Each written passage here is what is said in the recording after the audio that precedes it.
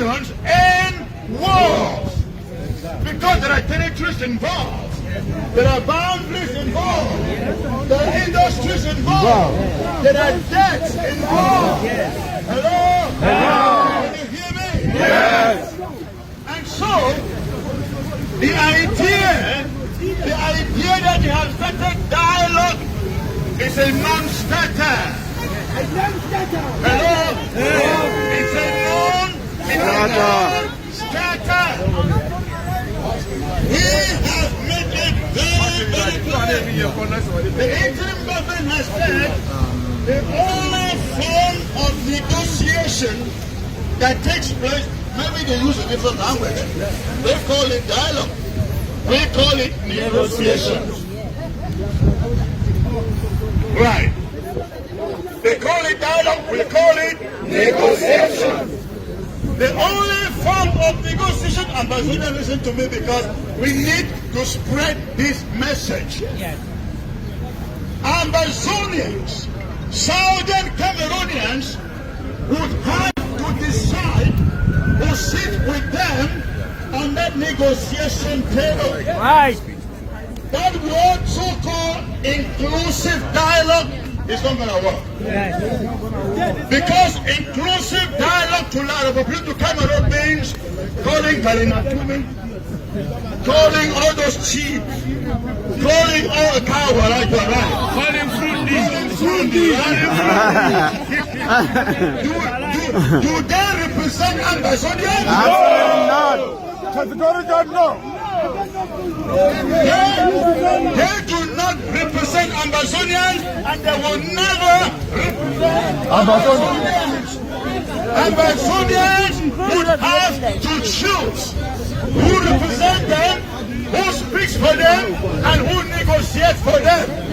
That is what we are looking forward to in any form of dialogue, they call it, or negotiation, which is our vocabulary. So, ladies and gentlemen, La Republique is under pressure right now. Hello, can you hear me? Oh, yes. La Republique is under pressure right now. And we learned a few days ago that Mr. Biya has transferred his signature. That's his business. You know, they are thinking that what we want is regime change. No. Do we need regime change? No. In which country? Regime change in which country? In a foreign country. Our president is still over there, right? Yeah. We don't need regime change. We have our president, don't we love him? We love it. He loves Sako? Yes. He loves Sako? Yes. Do we need regime change? No. That is the message that the international community must hear from us. Do not be mistaken, ladies and gentlemen. The international community is not looking for a free Ambazonia, a free Southern Cameroon. They are looking for some regime change. And they are hoping that when they change the regime, their new leader will not come kneeling down to us and asking us to negotiate. No. Is that what we want? No. Is that what we want? No. What do we want? Independence. What do we want? Independence. For which country? Ambazonia. Ambazonia. We shall overcome. We shall overcome. We shall overcome.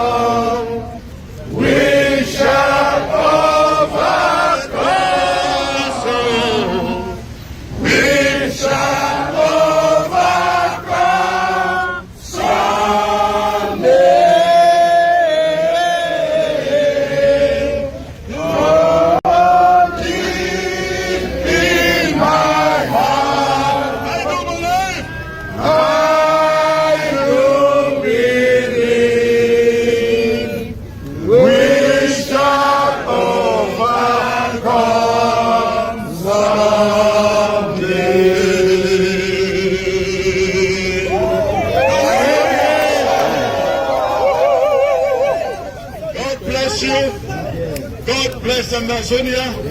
Short live the struggle. Long live Amazonia. Amazonia. God bless you. Thank you.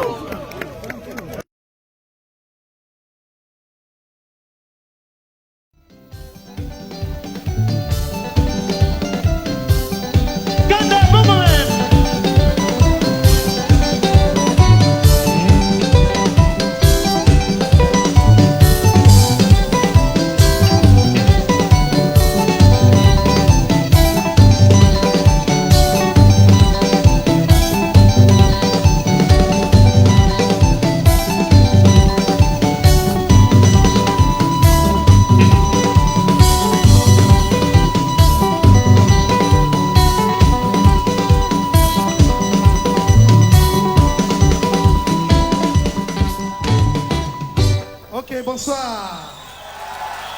Ok.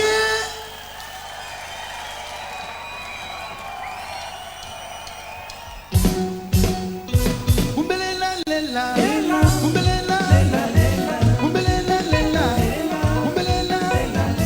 Okobina zuke, okobina, okobina zuke, okobina, umbelela lela, umbelela lela, umbelela lela.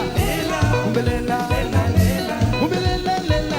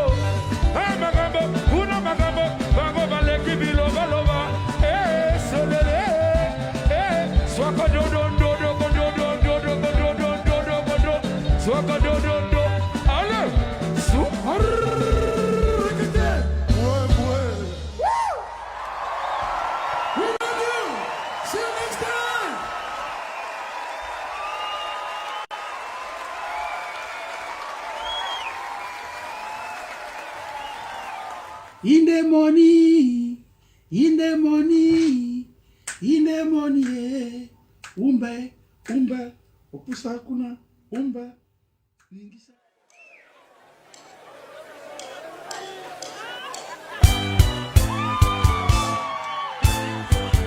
Everybody dance.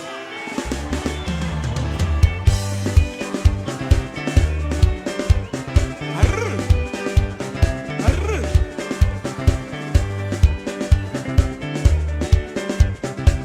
Inde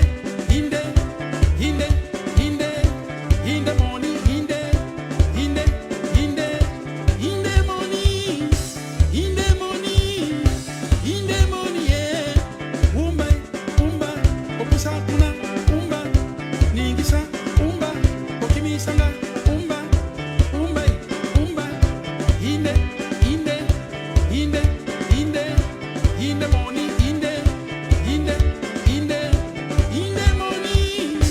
inde money, money, yeah.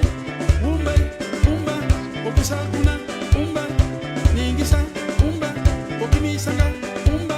Everybody dance, let's go. Inde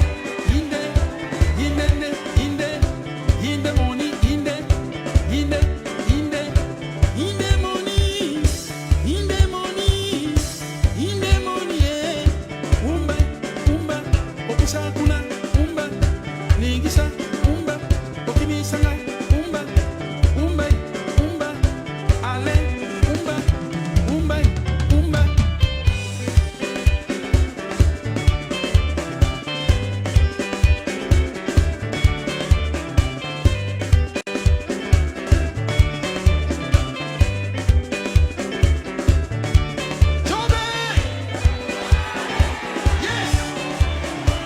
Everybody dance.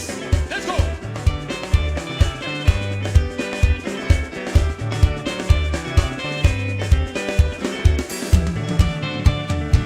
Inde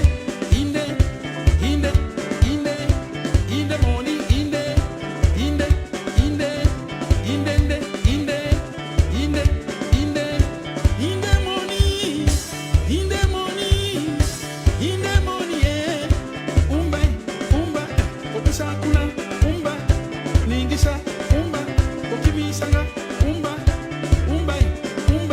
opusa kuna, umba, opusa kuna, umba, inde money,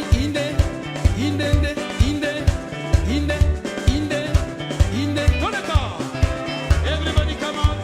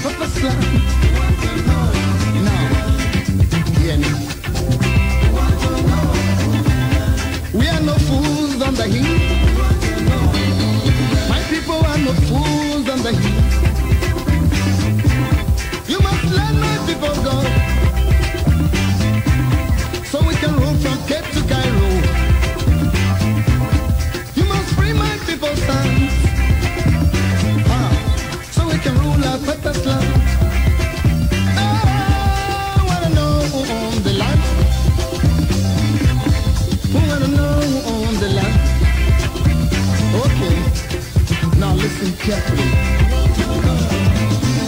Chinese are ruling the Chinese land. Japan is ruled by Japanese.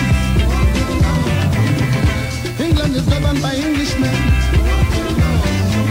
America is governed by Americans.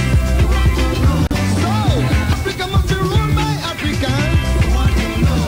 I wanna know who owns the land. We must rule from Cape to Cairo. We must rule our purpose land. I say, we wanna know who owns the land. I wanna know who owns the land. Aslan, hey, for Aslan, for Aslan, for Aslan. It must be free. Angola want to know who owns the land. Mozambique want to know who owns the land. Namibia want to know who owns the land. I say, Soweto want to know who owns the land. Zimbabwe want to know who owns the land. African freedom fighters want to know who owns the land. Hello, ladies and gentlemen. Good evening. Welcome to the Anchor Man. Of course, I am your Anchor Man, Chris Ano, coming to you from the great state of Texas, precisely here in Houston, Texas. Good evening to all of you joining from the great country of called Amazonia. And of course, those of you Amazonian refugees on ground one, I'd like to welcome you. Of course, all of you all over the place in Central and West Africa taking refuge to save your lives. It's always a privilege to come to you.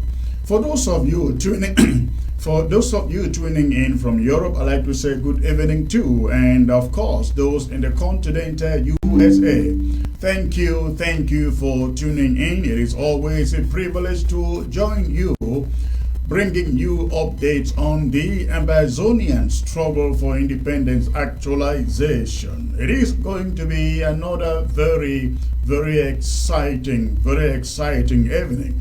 Ladies and gentlemen, thank you for tuning in. For those of you joining as usual by way of the social media, I'd like you to go ahead and quickly hit your share button. Let us quickly populate the platform so that I can come to you with the presentation proper. Again, this is going to be very exciting, and I'd like you to quickly hit the share button if you have joined. If you have joined, quickly hit your share button so that I can come to you with these exciting news items I bring to you. Amazonia is doing great, and it is such a privilege to be alive and to be a part of what is happening in our country, ladies and gentlemen. So please, before I bring you again the presentation of today, I'd like you to quickly go ahead and hit your share button so that we can rapidly see the numbers rise. Okay, in the meantime, I'd like to see those of you who are already on the platform. Let us see what is in your mind. Let me see what is in your mind as you join. Okay. Let's see. Okay. Ladies and gentlemen, hold your peace. I'm gonna take a phone call here. It's a very important phone call. It is a very important phone call. I am going to take a short break and take this phone call, ladies and gentlemen. Now listen to the history. With the years since creation. With the years since creation. What a wonder. Since the time of sun and sun. Since the time of moon and stars. Since the time of air and sea. Since the time of men and things.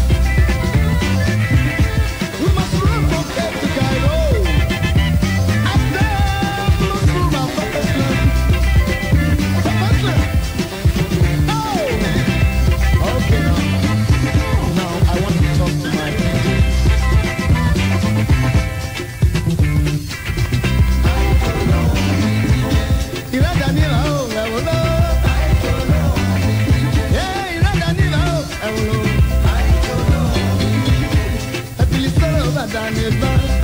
Now we are the crossroads. I'm the femo, don't be all right, ladies and gentlemen. Thank you for sitting in there. Please go ahead and hit that share button. Go ahead and hit that share button. Let the numbers be seen to be jumping. Let the numbers be seen to be jumping. In the meantime, let me see what is in your mind. All of you out there, let me see who is here. Please, again, I do this so you can quickly go ahead, hit the share button. Let us quickly populate the platform. Gina Funga, I see you, ma'am. Always one of those to be here before any person else. Amber this. I'm sorry, ladies and gentlemen. I broke my glasses and I just can't read good enough here. I see Amber, Caro, is it Cara Colas or something like that? Thank you. Nicholas Afia. Hi, Chris. Where is John Saw? John Saw has since retired. Okay, John Saw has since retired. All right. Anya Manyo, please, our able and command, bringing Tato Erics, bring, it says, bring in Tato Eric so we can hear from him where his position is now. All right, I hear you. Annie Inoko, I see you. Oh, let peace and justice reign. Yes, you are right, ma'am. Asunganyi, Boris. Hi, Sector Chris. Thank you, sir. I hope you are doing okay. Ashu Franklin is watching. Christian Kumbo, as usual, in Congo Noe. Our able secretary, March Fire, please. Our ears are thirsty. Wonderful. Hit your share button, please. I want to see the numbers jumping. I like to see the numbers jumping. If you are just joining, go ahead and hit that screen so the numbers can jump. Bole Tole, I see you. Bole Tole T. She's always here too. I see also why the numbers are the messages are just flying here.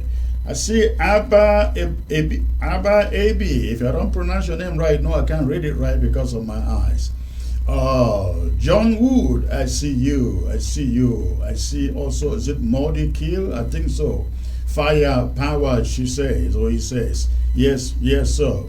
I see Mbo Lexus, I think so. Destiny, New Country, the anchorman himself. We love you too, sir.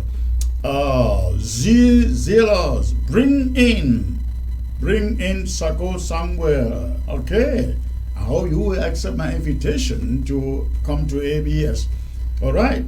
So, ladies and gentlemen, thank you for joining the broadcast. Please go ahead, hit your share button while I bring to you very, very important updates about our struggle from ground zero. A lot is going on, and I come today to tell you about something I believe many of you would want to hear, talking about fire power on ground zero. Fire power on ground zero. Okay, hello.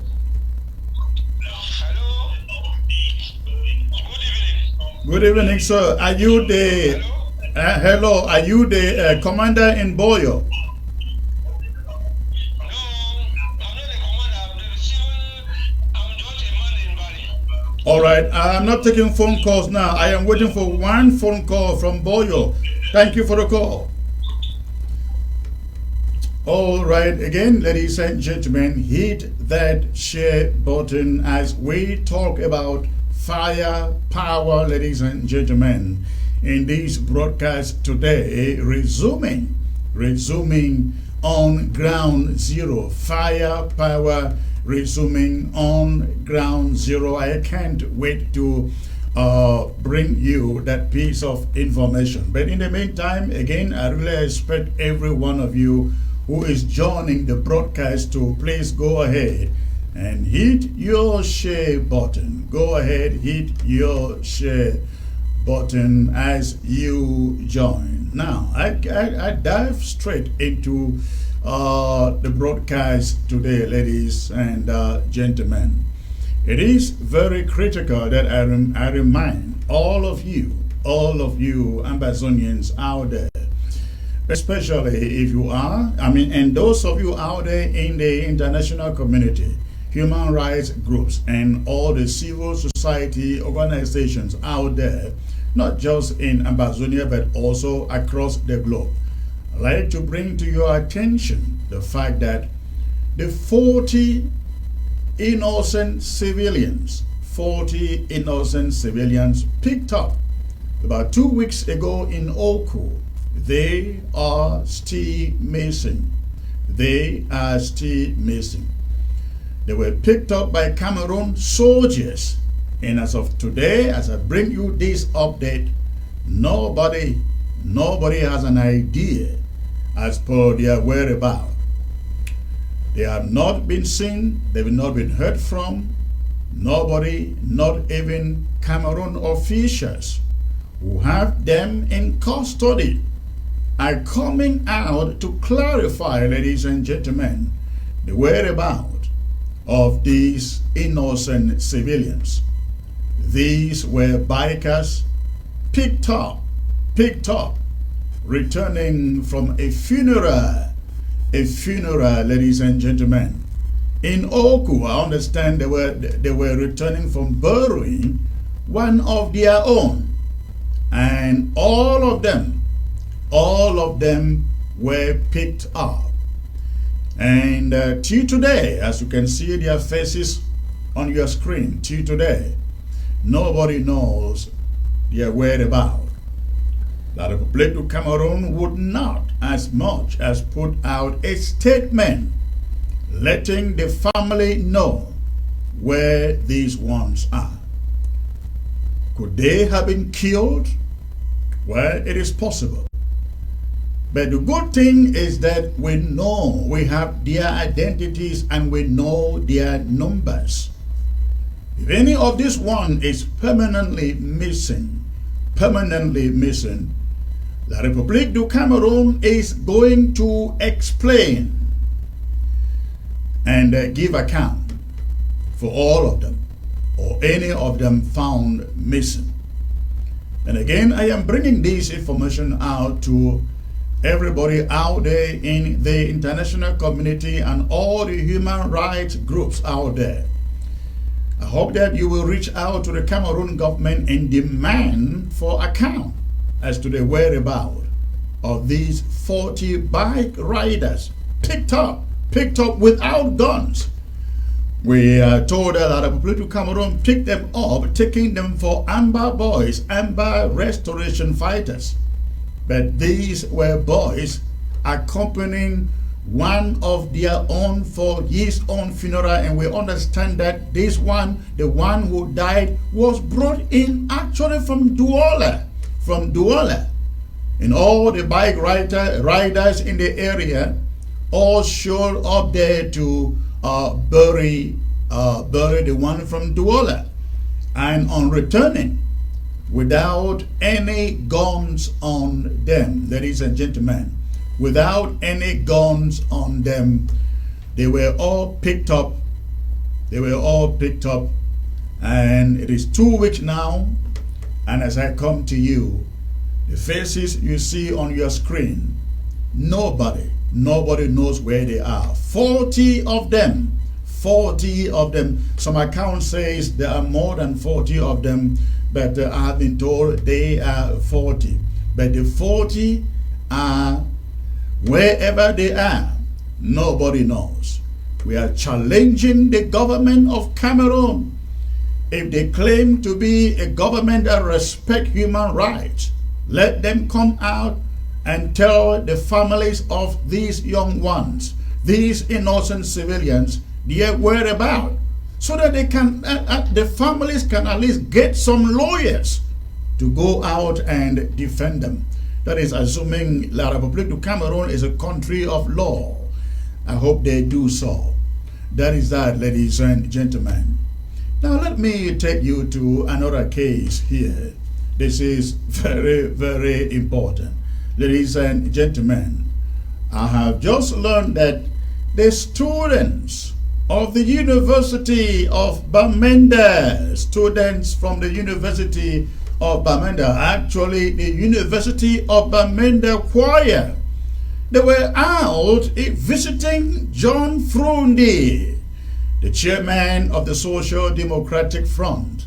And guess where they were visiting him? You'd think that they were visiting him, the chairman, in his home in Bamenda. No, ladies and gentlemen, they were not visiting him in Bamenda. They were visiting him, they say, in his home in Yaoundé. John Frundi's home in Yaoundé and not in Bamenda, ladies and gentlemen. So apparently Frundi now has a home. He lives permanently. He lives permanently, ladies and gentlemen, in Yaoundé and not in Bamenda. It's a pathetic story. And you may be asking why the story is pathetic. I will tell you why the story is pathetic, ladies and gentlemen. This story is pathetic because John Frundi, if you told John Frundi, ladies and gentlemen, you told John Frundi a few years ago, or just say 20 years ago, that he will become, a day will come that he will become persona non grata in Bamenda, in all of Amazonia. John Frundi will say you are joking. But Frundi has become a persona non grata in all of Bamenda and all of the southern Cameroons. Frundi now welcomes visitors from Bamenda in his Yaoundé home. Think about that.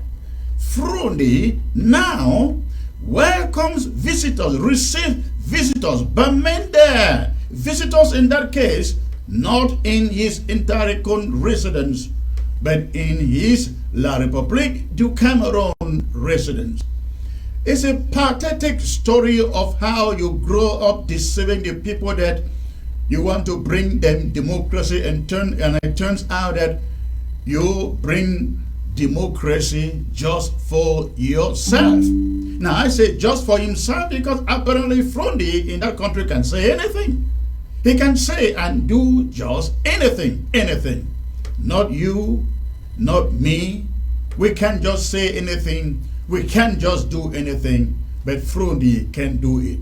That is the product of ADF. Over 30 years of the SDF, ladies and gentlemen. The product of the SDF is nothing but Frundi. And again, Frundi now lives in Yaoundé, receiving Bamenda University choir in his home in Yaoundé, not in Bamenda. Very, very. See how life can turn out to be. That's life. So I just thought that I bring this story to you, and this goes to the leaders. Any leader out there, some leaders who pretend to be leading us today. You think that you can take money and sell us one day you will find no place of rest in Amazonia. You will take up residence in La République du Cameroon as John Frundi has done, taking up residence in Yaoundé. Again, I don't think Frundi ever thought of this day where you will live in Yaoundé and avoid his Bamenda home for fear of being stoned in his own home in. That's a pathetic story, ladies and gentlemen. That's a pathetic story. Now, I bring you this other story too, ladies and gentlemen. Something is happening. Something is happening in La République du Cameroon. I'd like you to take a look at the faces and the images you find on the screen.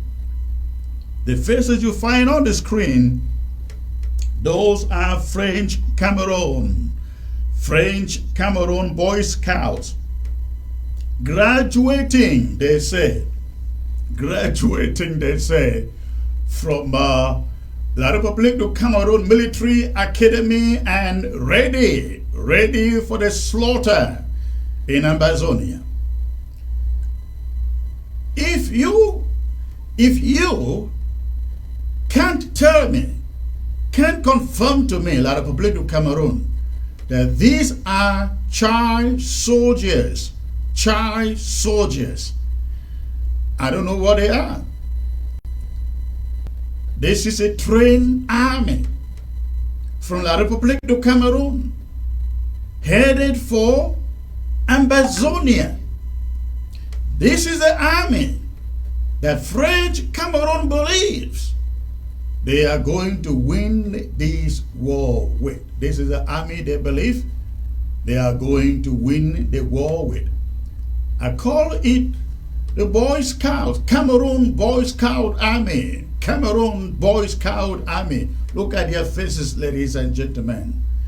Very soon they will be returning. They will be sending them to Amazonia, and I just hope that before they send them to Amazonia, they send them along with their body bags, so that they can return safely. If they return lifeless, at least they return safely, well packaged, and ready for burial. But it's a shame. It's a shame. What happened to all the years of graduates from that military academy? Now, these are what they call the B's, B-I-R. And look at them. These are the people, the young men that La République du Cameroon wants to use to sacrifice for the uncalled for war that they declared against us. Amazonia restoration fighters are waiting for you.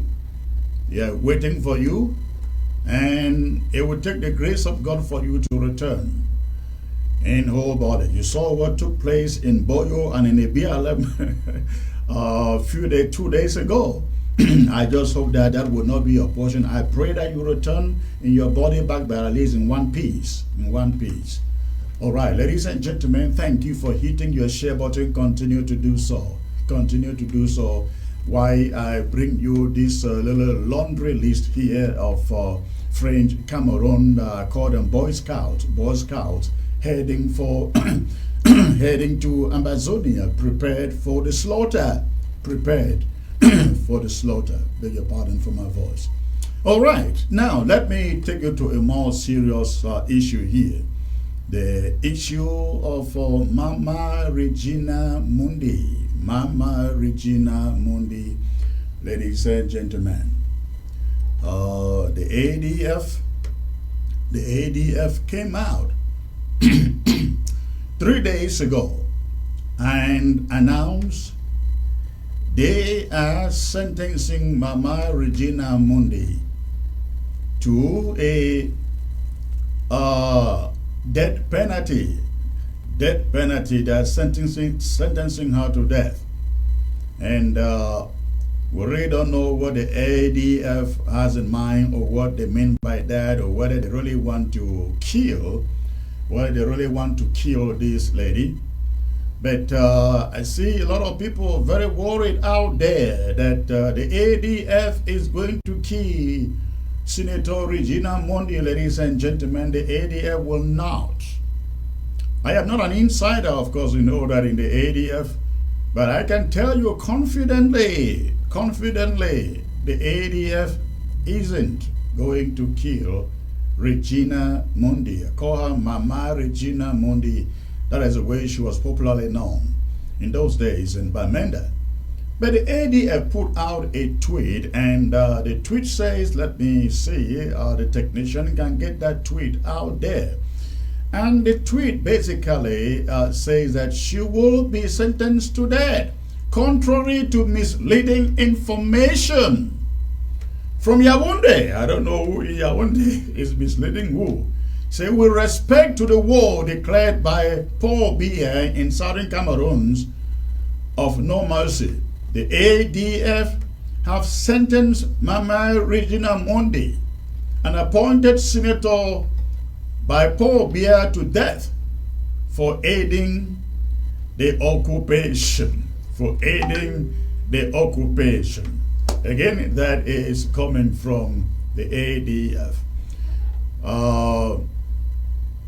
I guess some of you will be asking, Secretary Chris, what do you think? What is your opinion? Should she be sentenced to death? I would say this. It is one thing to sentence someone to death. It is just another thing to actually kill that person. In my opinion, you don't catch people and kill them. Yes, you do not catch people and kill them. That is why Ambazonia Restoration Forces picked up Cardinal Toomey. They didn't kill him. They picked up the fund of insult. They did not kill him. They did not kill him. They picked up so many people whom they did not kill. In this case, you picked somebody and you have that person in your excuse me, ladies and gentlemen. You pick up somebody like this lady and you have her in your custody and announce it. You do not then go ahead and kill her. My challenge to the ADF is, please, we have thousands of Ambazonian detainees, prisoners in Yaoundé, in Douala, in Boya, in Bamenda, and in Bafoussam. You made the right decision last time when you said you will exchange Mama Regina Mondi for those prisoners. Yeah, I guess that was the right decision you took. If I were in your shoes, I would stick to that position. I will keep her and stick to that position that Yaoundé must begin to release our detainees. Talking about the Naira 10, the Oku 40, those in Boya, those in Bamenda, and in Bafoussam, in Douala. Let La République du Cameroon begin to release them. And should they release the Naira 10, ladies and gentlemen, ADF, Comrade Cho Ayaba, listen to me. Then, only then, should you release this lady, Mama Regina Mondi. She isn't too old to be in detention, as some people would love to say. I don't think so. If Cardinal Toomey wasn't too old to be arrested and detained, the fund of insult wasn't too old to be arrested and detained, John Frundi wasn't too old to be arrested and detained, Mama RP wasn't too old to be shot and killed by La République du Cameroon forces, of course. And we have had so many of these instances. And so, no mercy for Mama Regina Mondi, but should she be killed, I will say no. Hold her, you will do greater good by holding her and exchanging her for our detainees, thousands of them who are in Yaoundé, Boya, Bamenda, Douala, and Bafoussam. I think that is the right thing to do. That is the right thing to do. That will be the best result you can expect. And I think if the ADF does this, praises will be lavished upon you, and I will be one of those to lavish you with praises. I actually invited one of the ADF chairs to come and talk about this, about the sentencing. But Capo Daniel was sent to me, and I turned it down. Nobody takes him seriously. He looks like a little clown.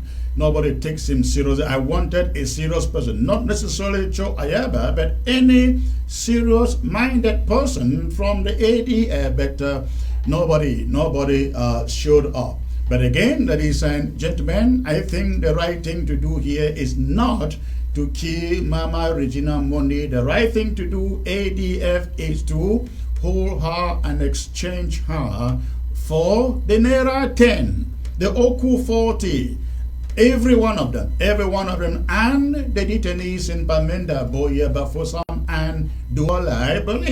I believe that is the right thing to do. That is the right thing to do, and I hope you are listening to me.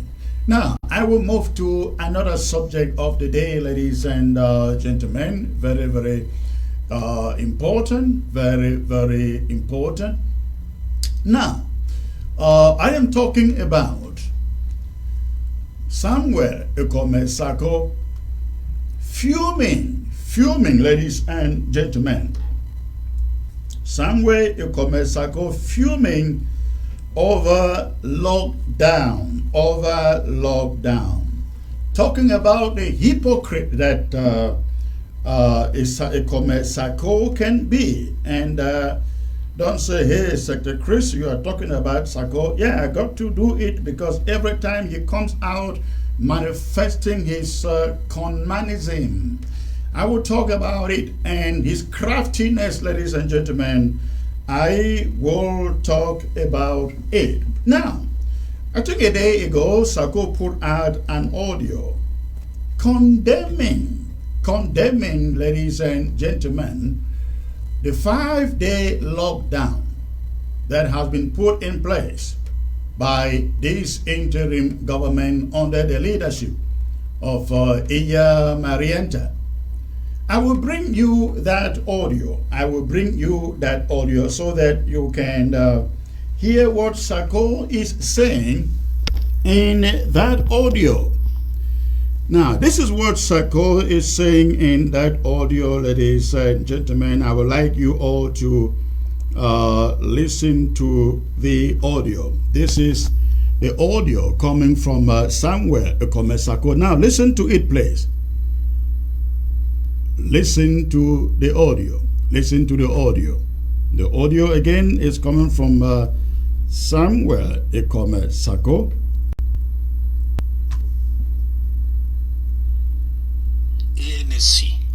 All right, this is the message. Again, this message I bring to you On behalf of the is coming from Samuel Ekome Sako. And I would like you to listen to this message. This message is important not for the content of it, but for the hypocrisy in it. Listen, please. ANC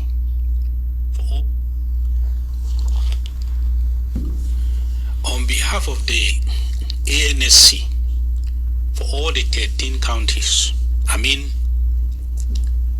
our defense executives will take charge of all the counties and the LGAs for Amazonia. We don't declare 19 and 20th May as the 2 days where we go lock down our territory. When these people, the ANC and the interim government, be declare these 2 days, we will not be doing for political reasons. Now, because we're doing for war. Now, I want you to take note of that. When the ANC and this interim government, now that is Samuel Ekome Sako speaking. Now, he is still hanging on. He still wants to be seen as being in charge, being in control, being the leader of the interim government. And that is why he personifies it, this interim government. Now, listen to him.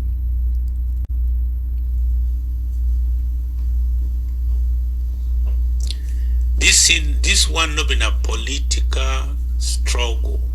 Again, this one they call a war.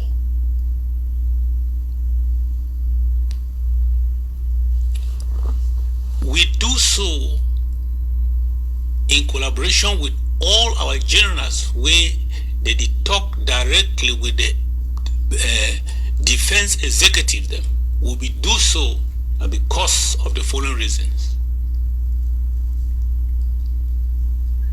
When your neighbor provoke you, he cross a compound can provoke you. You no go declare 1 week hunger strike for your house. Okay, I hope you're noting that. That's foolishness. When your neighbor provoke you, La Republic is our neighbor. They just provoke we with some public holiday where they say they will celebrate them for a place. We force our people to hunger strike for 1 week. Okay, I will end it there, but this is the message I want you to get, ladies and gentlemen, and the hypocrisy behind that message. The hypocrisy behind that message. Now, you will all recall that again and again and again and again. The interim government under Samuel, or during the time of Samuel, Sako, called for a lockdown on numerous occasions, including 20th May and 11 February. Samuel Sako called for lockdowns on many occasions for a full week. There were situations where we even called for 3 weeks, 2 weeks lockdowns, ladies and gentlemen, because of one event. Because of one event. We did it for 20th May, we did it for 11 February, we did it for their elections. And now comes another 20th May. And hear what Samuel Sako says. It says, when your neighbor, La Republic of Cameroon provokes you, you don't lock down the house for 1 week. You don't lock down the house for 1 week. I think every one of you out there listening to the sound of my voice, when we say we are dealing with a con man here, I think you all get it. From going to Brazil and telling the people in Brazil he was distributing so many churches, distributing churches and seminaries, ladies and gentlemen, to moving into a haunted home, to coming here and wanting you to know that now calling for a 5-day lockdown is an aberration, it's an affront against the Amazonian people. I think you see the hypocrisy that this man is, or the hypocrisy that is in him. It was good for him to call 5 days, 2 weeks, 3 weeks lockdowns on ground zero when he was still presiding over. The moment he is impeached and removed, ladies and gentlemen, he now says 5-day lockdown is punishment. 5 days lockdown is punishment. Now let me say this to everybody listening to the sound of my voice. The interim government led by Iya Marienta has called for a 5 days lockdown.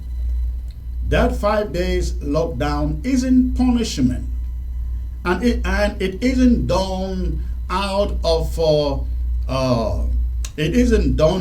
an affront. On the ground zero, the population on the ground. I have said here again and again and again that every time we have to announce a lockdown at this interim government, we hold meetings, we discuss about it, we consult with the fighters on ground zero who will have to enforce the lockdown. We consult with other stakeholders out there. And other stakeholders, I am here in this case referring to Team Amazonia or ARC. We consult with these groups. We consult with the county and the LGA leaders before we come out to announce lockdowns. We are not in a beauty contest or a contest or power contest So we can see who is doing the best thing, or who is more powerful, or who is in control, which is what somewhere Ekome Sako is trying to do. No, that is not what we are trying to do, ladies and gentlemen. What we are trying to do is to make sure that the lockdown is effective. Very, very effective. Now, if you live on ground zero, you will note that La République du Cameroon is in the habit of carrying people from Bafoussam, from Douala into Boya, Victoria, from Bafoussam, Bunda, down to Bamenda. They don't do this on the 19th. They do it a week prior to that.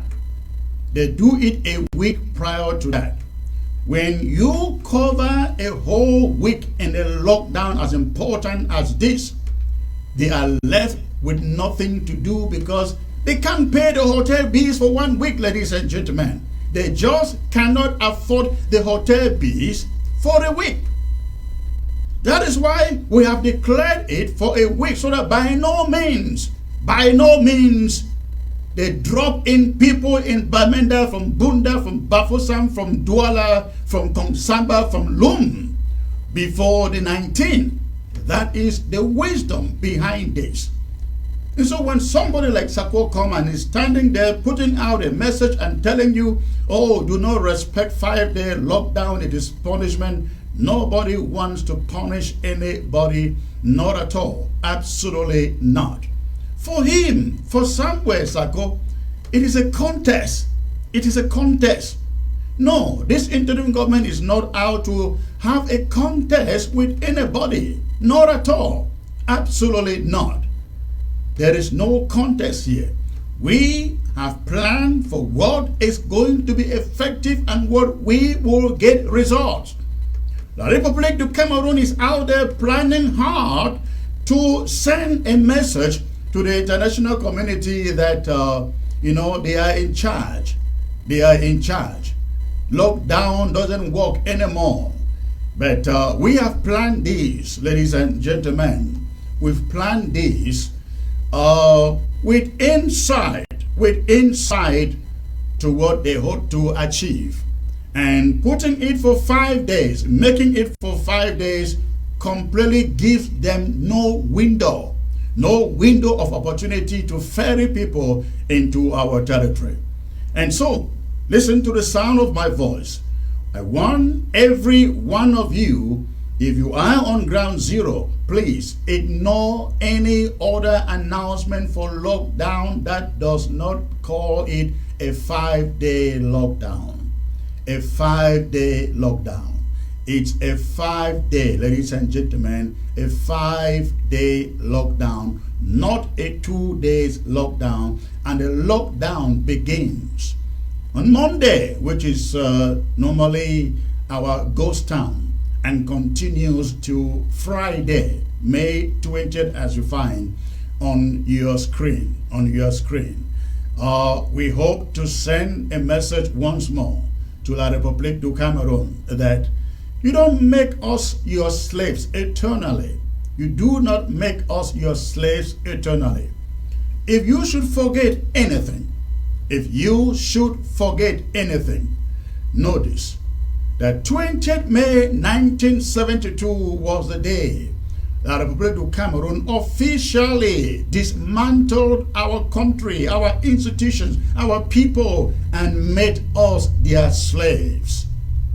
It was the last straw that made us where we are today. If we are at war, I will say that was the remote cause.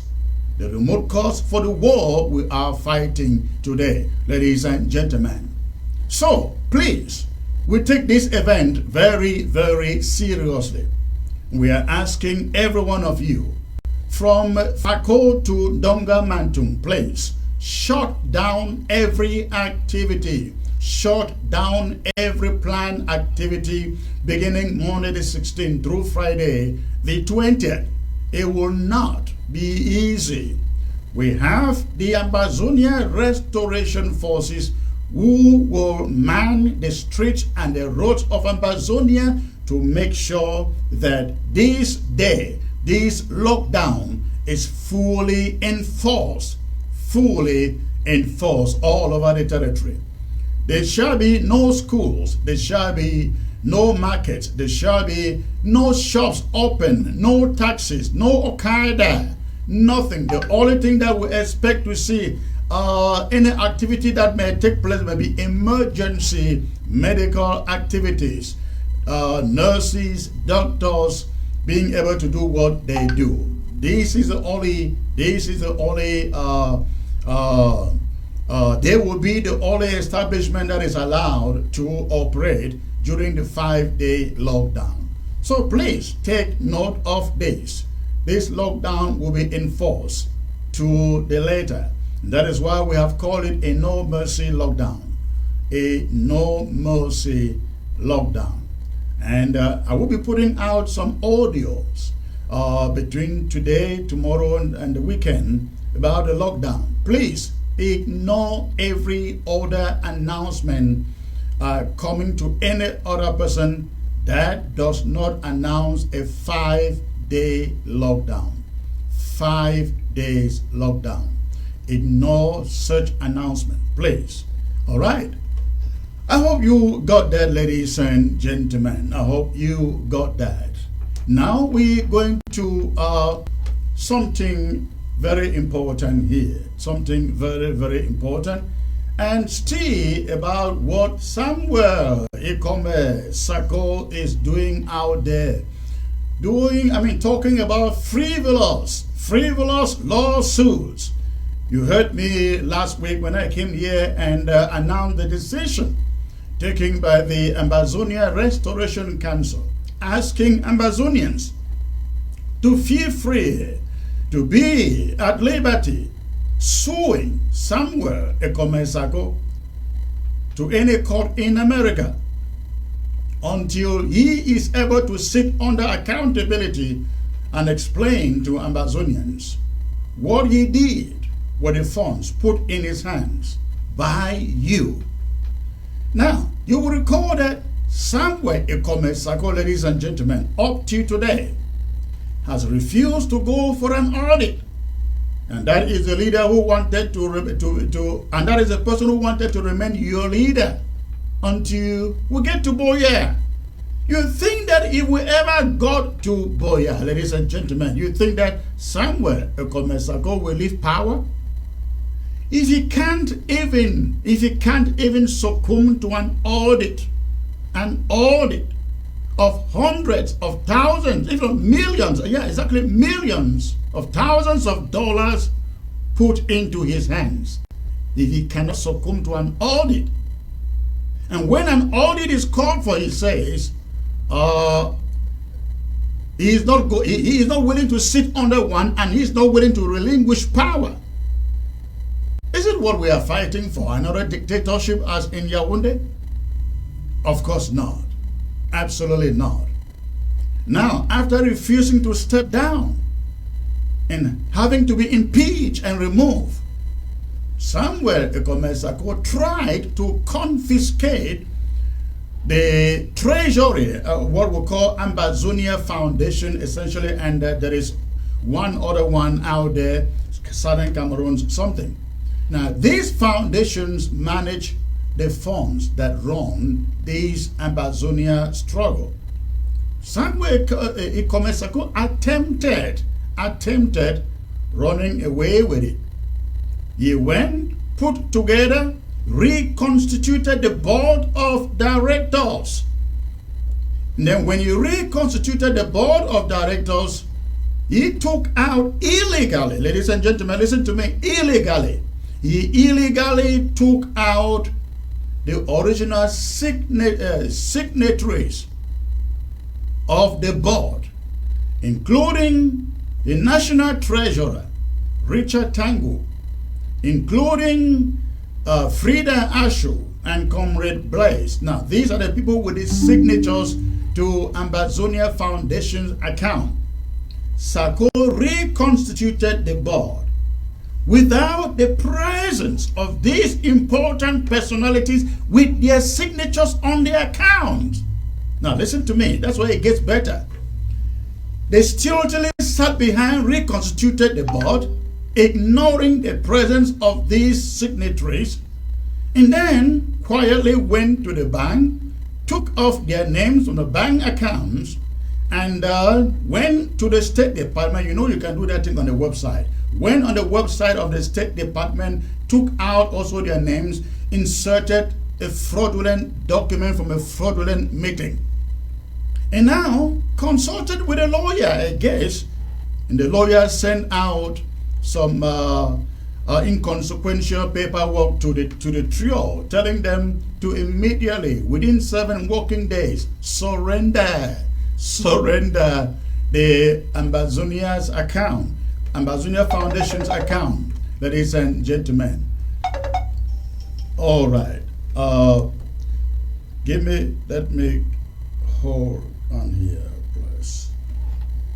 All right. Okay, let me see. So, ladies and gentlemen, he now sought the services of the lawyers, and they sent out some frivolous complaints injunction to the trio of Richard Tango, Frida Ashu, and Blaze, telling them to, within 7 business days, surrender, return the accounts back to him. And the Restoration Council responded last week by saying, this is empty, this is inconsequential, and the Restoration Council is now preparing to counter-sue Samuel Ekome Sako. But they are not only counter-suing, they are also asking every Ambazonian out there who has put money into the hands of Samuel Sako to feel free to take him to court. Now, this is the illegality in what Samuel Ekome Sako did. The American law says for you to change the members of the board of directors, a board meeting must take place. A board meeting must take place. Of course, he called for a board meeting. But then, who was there at the board meeting? Who was present at that board meeting? Can you imagine the people with the signatures on the bank accounts were not there? They were taken out in absentia, ladies and gentlemen. In Samuel Sako thinks he's got a case. If it were not so, the banks would not have returned their signatures on the account. This is what is on the balance. I am joined, ladies and gentlemen, by the director of the Judiciary Council and the assistant who are going to look into the frivolous of this case. I'm talking about Barrister Inde, who is joining me from London. Barrister, good to see you, sir. Yes, Secretary, please. Good evening. Good to see you. I am excited. I am honored to be able to share my opinion with all humility with our people, especially with our people in the diaspora. And I want to say, all right. Please stay put in there. We are also being joined by your under secretary, or is it under director of the Judiciary Council? I'm talking about Comrade Oliver. the deputy chair of who the is joining us from the great state of Maryland. Good afternoon, sir. Good afternoon, secretaries and Barrister. Can you hear me? I can hear you. Right, all right. Good to have the both of you here. Now, I have just given a little brief about what that case is all about. Let me start from Barrister Inde. Barrister Inde, you read the response from the Restoration Council, and of course, you also read, I believe, the letters from Samuel Ekome Sako asking the trio of Richard, Frida, and Blaze to hands off to hands off Ambazonia Foundation's account. Let me have your take, your feeling, what you make of it when you first read that letter. Yes, thank you, Secretary Chris. I will not directly go into that. I want to say this, Baristande, I'm the former chairperson for Southern Cameroons, Belgium. I am also a member lawyer of the Benjamin Association. I'm a former member of the Process Association, and I have served as the chairperson for the Judicial Council under the government of Sako, and presently I have accepted the responsibility to begin to serve under the recalibration cabinet by the new leadership of President Marianta. And I want to say that the recalibration action that we collectively, all of us, initiated against the ease that we discovered under the Sako government is what has brought us to this stage, this situation. I want to tell our people that taking a case to court, initiating a case to court, does not ipso facto mean that you are going to come out successful in that process. When you take a case to court, be expected that the other side will also be heard under the principle of Odi Alteram Party. So they have taken the case to court, and the other party as well will be given the opportunity, the chance to be heard and fairly. That is the process that will take place. But it is unfortunate that this is not what we envisaged. This is not what we were expecting to happen at this stage of this revolution, because these are such sensitive issues, deep in consequences. And I want to say that, well, it is unfortunate that Sako and Kroll have decided to take us down this lane. The named persons in those summons presented, of course, they will have the right to mount a defense to that. And when the time comes to face, shall put in a robust Barrister, strong defense to that. Barrister, please, I will ask you to see you can adjust your microphone. It is breaking a lot and the sound quality is really bad. If you can log out and log back in to see we can have a better sound quality, that would be great. In the meantime, let me get to Director Oliver here. If this lawsuit is not about maintaining some relevance, does it even make sense, comrade? Well, I think anybody can wake up one day and make a frivolous claim, and thank God we are in a common law system and not in a civil law system like the one that obtains in France and the Republic, where someone who files a case against you is presumed to be already at advantage or won until when you defend yourself. In the common law system, you present a case, you still have to bring the merits of the case. and defend it, whereas the respondent will do the same thing. Um, I think with regards to Sako, one thing that I want to uh, notice here is that Sako is very cunning and very uncanny, in that he does not put his name in any of these frivolous claims or any documents that could directly kind of implicate him. And he's using third parties or his stooges to post or represent him and do these acts of mischief. And on not just mischief, but very unpatriotic, and which could lead them to prosecution and persecution.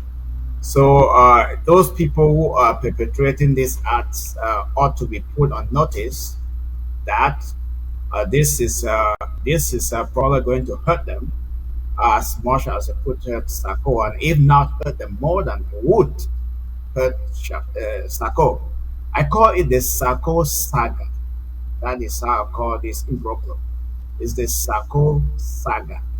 And we are the judicial council, and by extension, this interim government of Ms. Aya Marietta with the recalibration are putting Sako and his cabal or his stooges on notice that we are, if they do not cease and desist from these frivolous acts and claims, that they are laying falsehood, and then they might be facing you know, the iron rod of justice. And if it is in their interest, especially to stop it right away before it becomes very bad, because we have all the grounds, the merits that go against him, and it is not in our interest to embark anything against him if he stop all what he's doing right now. Because with litigation, you know that each time that you litigate, there are three things involved. It costs money, it costs time, and it costs energy. And this is the money, the time, and the energy that we're supposed to be employing and deploying on ground zero to prosecute this war and get to Boya as soon as possible. So if he is doing all these things with his stooges, and therefore it shows how unpatriotic he is, he does not care about ground zero. He does not care about going to Boya, where he collected money in my trip to Boya, and what have you. And we didn't know what he did with the money. And now he is just working against everything else.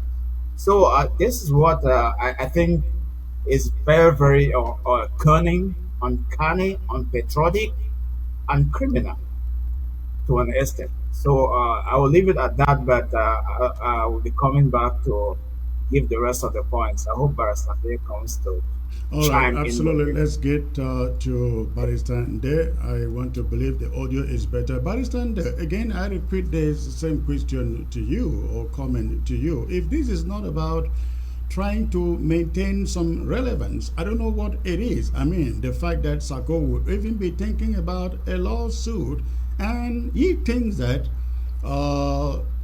only the board of the Ambazonia Foundation, if there's a lawsuit, will be involved in this. Isn't it?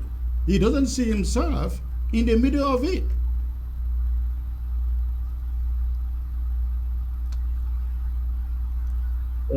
My microphone is in order. Can you hear me?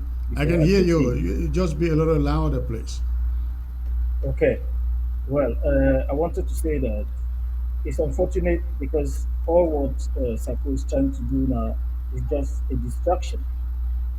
He wants to carry the people away from the object that is at hand, the fact that he has been impeached and removed. So all of these maneuvers to try to present himself as being relevant. And of course, there is a plethora of evidence out there against him, linking him directly to all the ills that have been committed over time. He knows that. So How on earth would somebody imagine that you will be bringing a lawsuit against comrades, against our people? Well, we are taking judicial notice that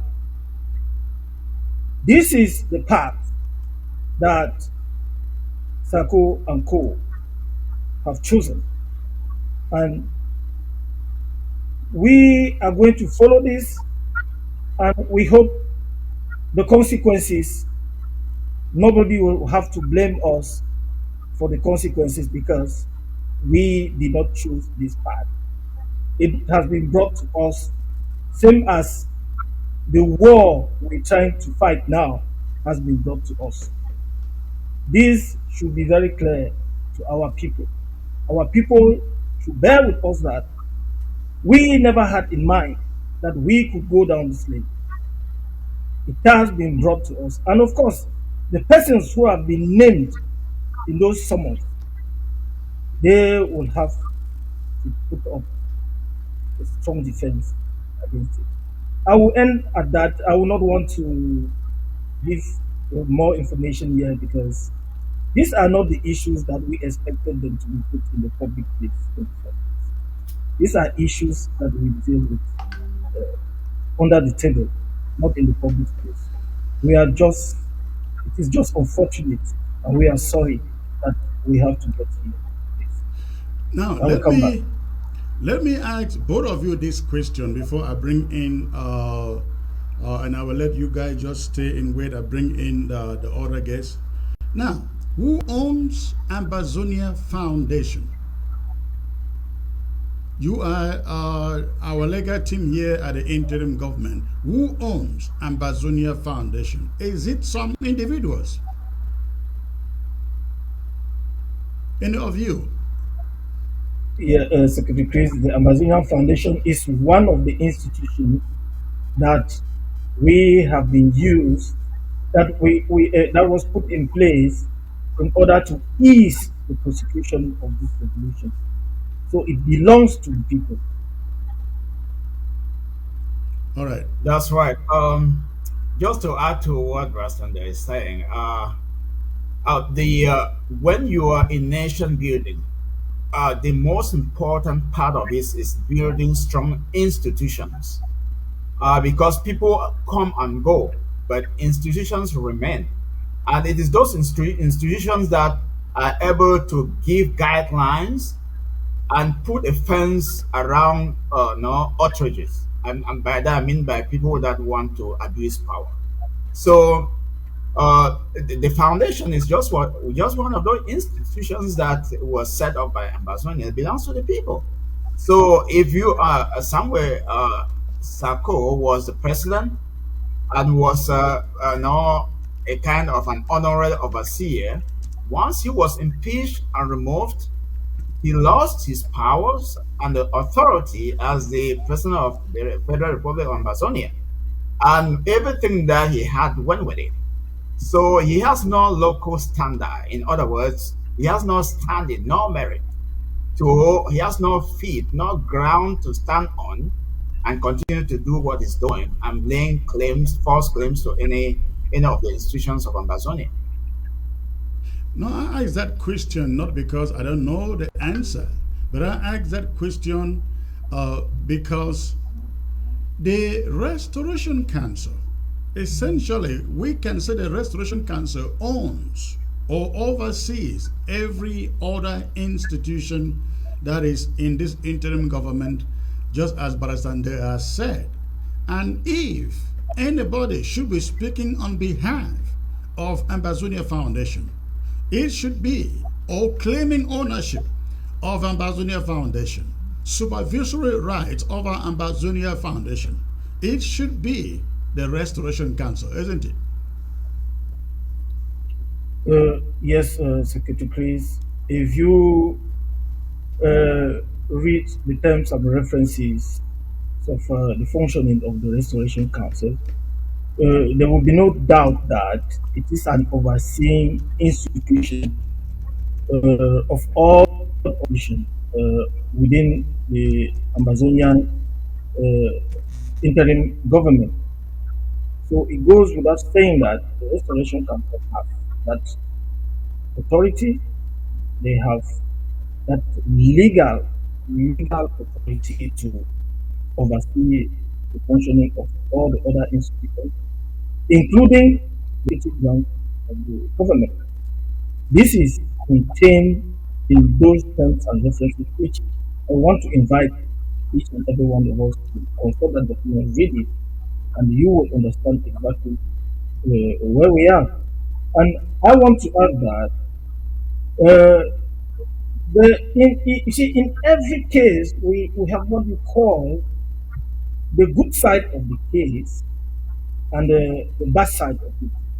And the good side of the case is always the one that follows the law, and then the bad side will be the one that will be trying, because it is in a disadvantaged situation, and will want to twist the law to suit that particular situation.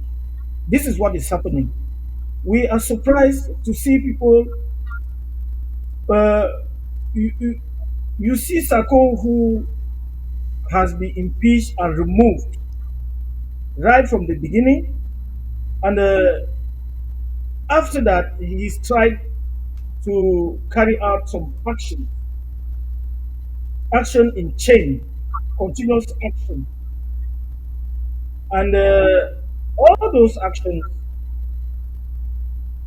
automatically are illegal, and when based from the beginning of his legal situation, the impeachment and the removal from office. So right now, he can go on multiplying those actions, carrying them on. But since he's taken the steps to bring this to the public place and to have the situation clarified, that is what is going to happen. So we hope it is even a blessing that that he has chosen to go down this path. To come back. Thank you. All right. Thank you. I will let you guys to just stay put and let me move to this other subject in the few minutes. I will bring back all of you. Ladies and gentlemen, I am talking about the return of fire power on ground zero. I believe all of you have seen what is going on out there on ground zero, and you don't need to be told. You don't need to be told that as per this moment, it is no longer the same. Things are no longer the same. They are no longer as dead as many of us or many of you out there thought things were dead. We're seeing action coming up from Jakiri, from Boyo, from the BLM, from Mamfe, from Kumba. We are seeing what the restoration forces are doing in these areas. I'd like you to stay put and look at some of these images. Now, look at this one. Look at this one here. I understand this is somewhere in the Sako. I don't want to mention the place, but this is somewhere in Sako, ladies and gentlemen. If a lot of people to Cameroon thought that the war was over, the war was getting over, they should be very, very worried seeing images of this re-emerging from Amazonia. And again, that is happening in Sako, ladies and gentlemen. We also have these other images coming. This is, I understand, this is in the Kumba Mamfi Road. Our boys taking control of Kumba Mamfi Road, as you can see there. Ladies and gentlemen, restoration forces taking control of Kumba Mamfi Road. And you would think that there is a BI arrow of the of La République du Cameroon. No, that is Ambazonia restoration fighter, ladies and gentlemen. I like this shape. I like the fatigue on him there. That looks quite professional. I love that. Our boys are graduating from Changshu to military fatigue. That is awesome. Now, again, that is taking place in the Kumba, along the Kumba Manfe Road. The same thing with this one that you find here, still taking control. Ambazonia Restoration Forces taking over Ground Zero. Ground Zero, and I believe a lot of people to Cameroon forces watching this will be wondering what is going on. They thought it was over. They thought it was over, but apparently it is not getting over. Now, again, that is Kumba Manfi Road, ladies and gentlemen. Kumba Manfi Road. Now, we also had an event over the weekend in the Jakiri. Jakiri, as you can see the images right there on your screen. You can find the images there on your screen. That was again Jakiri. Jakiri, ladies and gentlemen. You can see the damage inflicted on French Cameroon soldiers. Look at that. Look at that. Look at that. Again, that was in Jakiri. I understand that these boys were ambushed. These French Cameroon scouts were ambushed while drinking in a drinking spot somewhere in the town of Jakiri. In the town of Jakiri. I'd like you to listen to what they are saying. They're actually speaking in French there, but it's good to hear it. Listen to that. Ouais, ok. Seigneur Jésus. Vraiment. Ça, c'est quelle histoire? Ça, c'est quelle histoire? I'm telling you, they are not happy. Again, this is happening in the Jakiri, ladies and gentlemen. And that is the work of Ambazonia Restoration fighters. Ambazonia Restoration fighters that was happening in Jakiri. Now, we'll go to Boyo, ladies and gentlemen. Something happening in Boyo too. I'd like you to see, take a look at what happened in Boyo. Take a look at what happened in Boyo there. That is Boyo, ladies and gentlemen.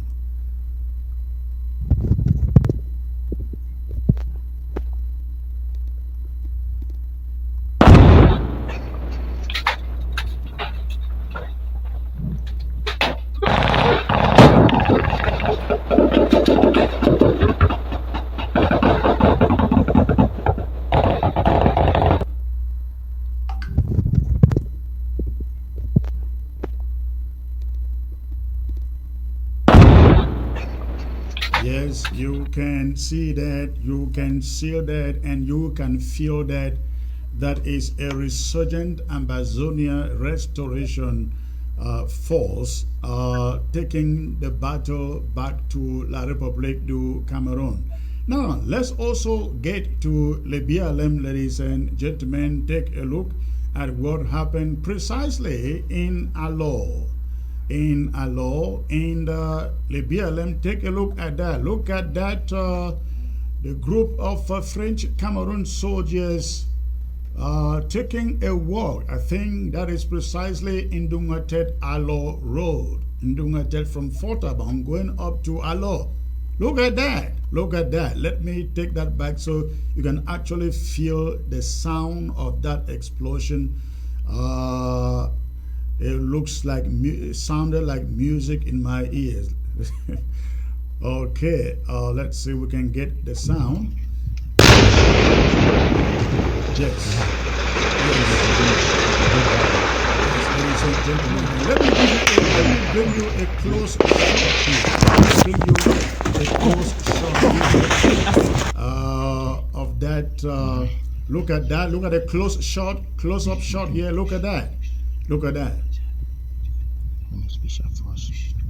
Look at the close-up shot. Look at, they're standing there. They are gone. They are dead. Yes. Again, that was the BLM and gentlemen. That was the BLM, and those are Ambazonia Restoration Forces. The images coming out from the attacks in the BLM and Boyo, they are not good for television. I cannot even put them here. They are gross. They are gross. I can't put them here, and I believe most of you have seen that already on the social media. Now, for those who sit there and saying that, oh, the firepower is gone, ladies and gentlemen, I am not talking about firepower because of these few clips I have brought to you here. I am telling you firepower is back, because in the days ahead, you are going to see more, even more of what you've just seen in your screen here right now. The days ahead are pregnant. They are pregnant for action. And that is why, for as long as this lockdown is concerned, we are warning everybody on ground zero. Please, you do not want to go out there between Monday the 16th through Friday the 20th and be hurt by a stray bullet. Please find your place, stay home, go nowhere within those days. Stay home within those days. Now, as I said here last time, somewhere Sako is beginning to act like the ADF. The idea of going out there and claiming every action that takes place on ground zero. They want you to know that all these actions were carried out, ladies and gentlemen, by them. No, absolutely not. In fact, Amber soldiers, restoration forces are now turning their backs on him, because they realize he has become so divisive. If you have listened to the audio messages coming from Ngo Ketunjia against other forces, they hold the line in place. They are the proxy that somewhere Ekome Sako is using out there to attack other restoration forces. The moment any restoration group on the ground says, Mr. Sako, your time is over. You are no longer the president. Iya Marietta is the president. Sako gets this proxy in Ngo Ketunjia and only in Ngo Ketunjia to go after other forces in audio messages, and you have seen that. And so, when this event took place, ladies and gentlemen, when this attack took place in Boyo, somewhere Ekome Sako was quick to come out and say, these are done. I paid for this. He comes out and says, he paid for this, but let me tell you that somewhere Ekome Sako did not pay for this.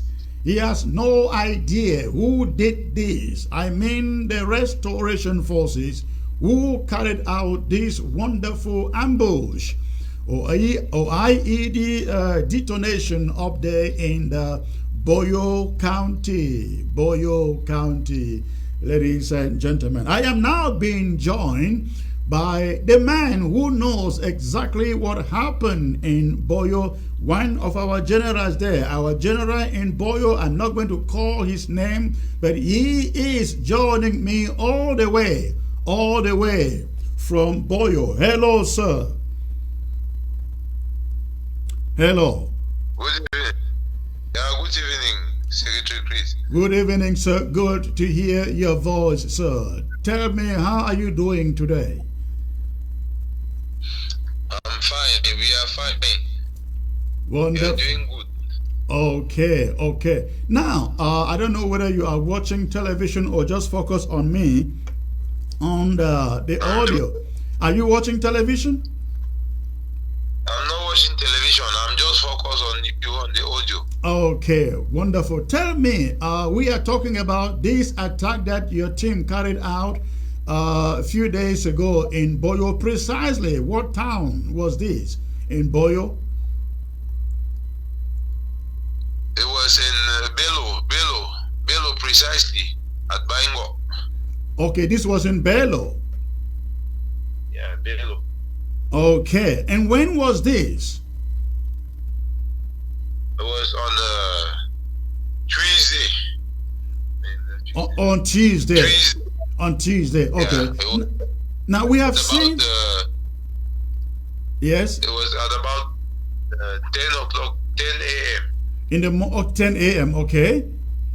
Now, the French Cameroon soldiers, they were on foot or what? Because I don't seem to see any of their trucks around there.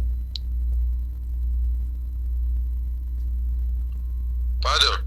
The French Cameroon soldiers were on foot or what? Because we don't seem to see any of their trucks around. They came in, they were in several vehicles, several ammo cars. So when they arrived, our scene, they came and stood, the road was blocked.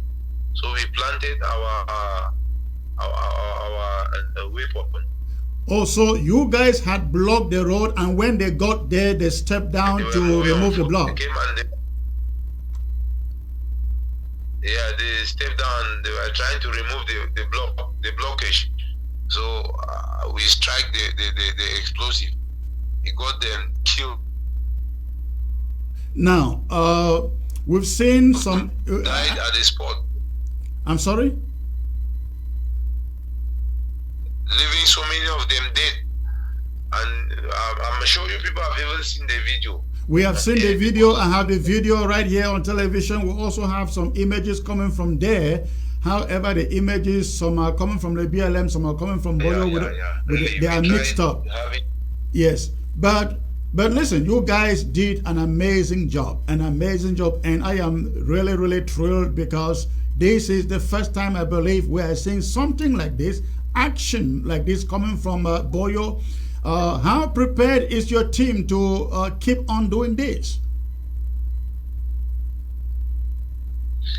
We are very, very prepared. It's just that at times we have a lot of challenges that we face, a lot of financial difficulties to prepare ourselves, even with our boys, so that they should be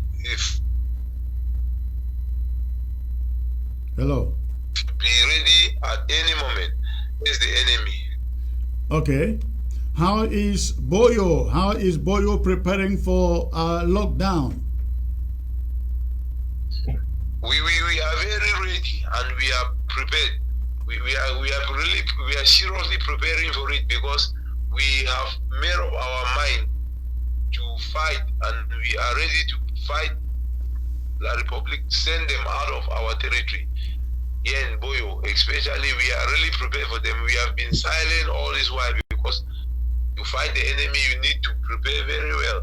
So we are preparing for them, and we are ready.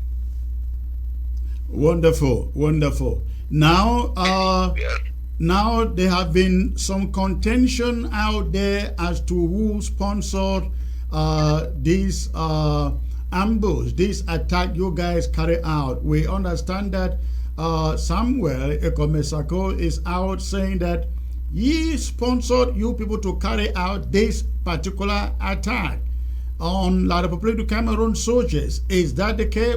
Is that the case? Lies telling. We have not been speaking with Samuel. We've never been speaking. Okay, and have you? Lies. He hasn't sponsored us. How old is your team? Since the beginning of the struggle, we have been there. Oh, but so how come we never heard about, we never saw any action from you guys? Yeah, but we have been there. It's just that we have always been standing on our own. We started the struggle with somebody, with Chris Bongam. Yes. So we are yeah, we were working with Chris Pongam. So at a certain moment, because of so that if we want to depend on a certain side, we will begin to fight ourselves. So we decided to stand on our own, just to be fighting. See, so that one day, if we expose ourselves, they will know that we exist. So that's what we are trying to do now. Has Get in touch with you people. has the interim government, I'm referring to either Iya Marienta or Reverend Asong, has any of them reached out to your team? As of now, I cannot say any of them have reached up. It's just this. I haven't even forgotten her name. The lady has just connected me to Oh, okay. Yes, that is the Boyo. to begin to communicate, linking up with us. Yes. Good. I know the lady you are referring to. That is Boyo County Chair. Apparently, she's working with you on behalf of Iya Marienta and Reverend Asong, who is in charge of defense here at the interim government. Great to hear that. So, now, lockdown is coming up Monday the 16th through the 20th. You guys are aware of that, correct? Yeah. Okay, so are you ready for that? Ready for it. Yeah, we are ready for it, and we are prepared for it. Okay, all right. Thank you very much for the work you guys are doing out there and the sacrifice you guys are putting out there, putting your lives on the line. We hope that the war gets over soon and some of you can go back to your normal activities or become Ambazonia's regular army. You guys remain safe and protected out there, okay? Thank you very much, Secretary.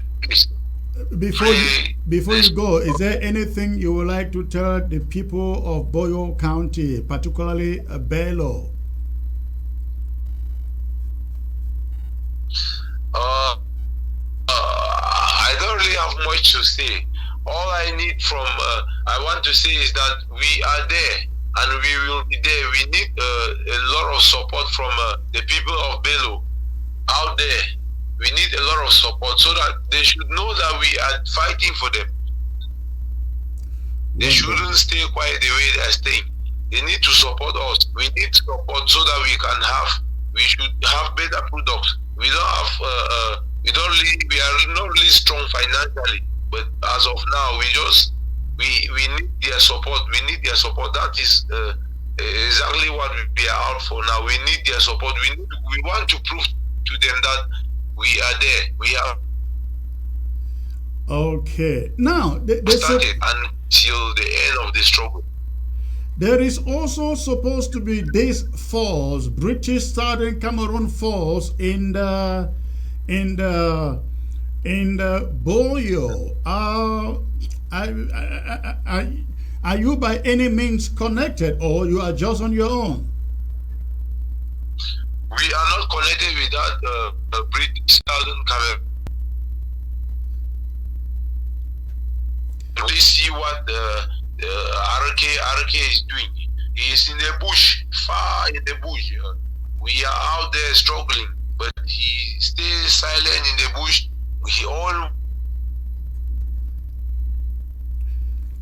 Although we don't fight with propaganda, we know true fighters on the field, in the battlefield. We are not propagandas. We are not out for propaganda. We are out to fight to liberate our people from slavery and bondage. So the struggle is not for propaganda or whatsoever.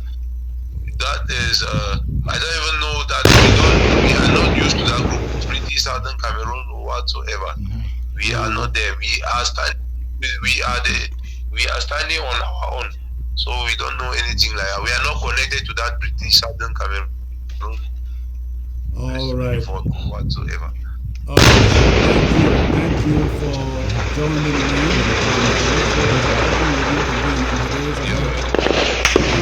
Thank you. All right, ladies and gentlemen, that was our commander, our general, talking to me all the way from ground zero in Bello, ladies and gentlemen. And again, the images you see on the screen, that was a BLM. I believe that is a human being, ladies and gentlemen. Look at that. I believe that is a human being being ejected from almost 1 kilometer. Look at that, dropping the human being. That was incredible. That was incredible. Look at that. Is that the head dropping down or what? I can't believe that, ladies and gentlemen.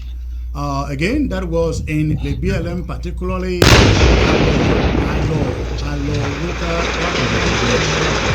the exploits of the Red Dragons in Alo. I am joined by, ladies and gentlemen, Bishop John and the one and only Reverend Asson, these are your boys doing exploits out there in Reverend Asson is not with me. Reverend Asson, you look frozen. If you are there,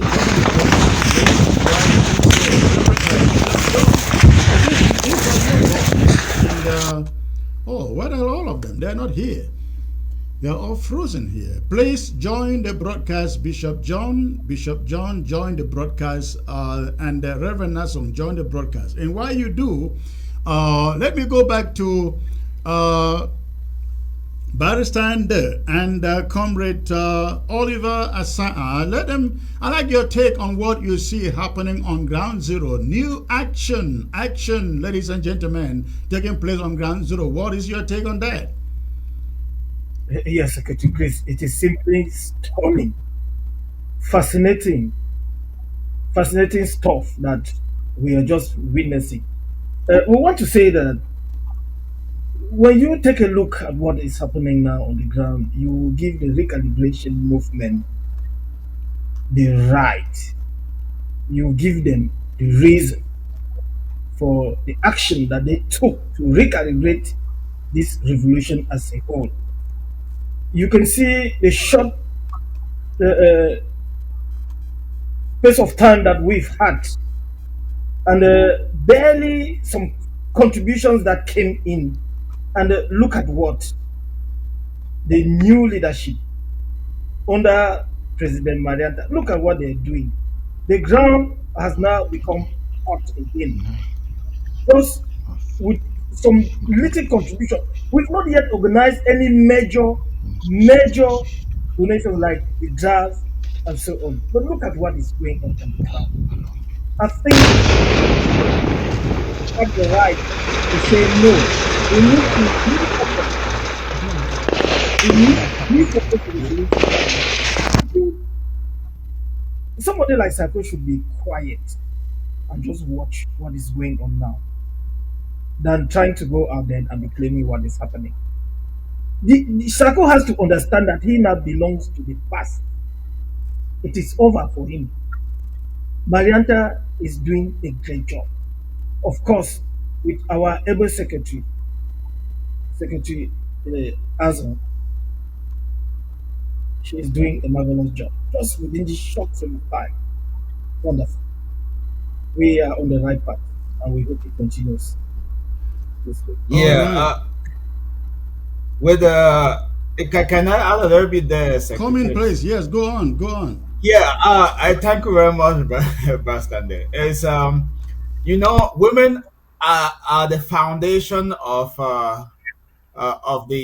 humanity and the foundation of the family. You see, we have tried 2 men, and they did their own best, but didn't go as far. Now we have President Aya Marietta there, and a no-nonsense Defense Secretary, Reverend Assom. With these 2 ladies, I want to my head on fixes as I speak, because these are no-nonsense people, and they are proving themselves just now. Within the next less than 2 months of taking power and showing this, because this is just the tip of the iceberg, and they will take us to Boya sooner than later. Thank you very much.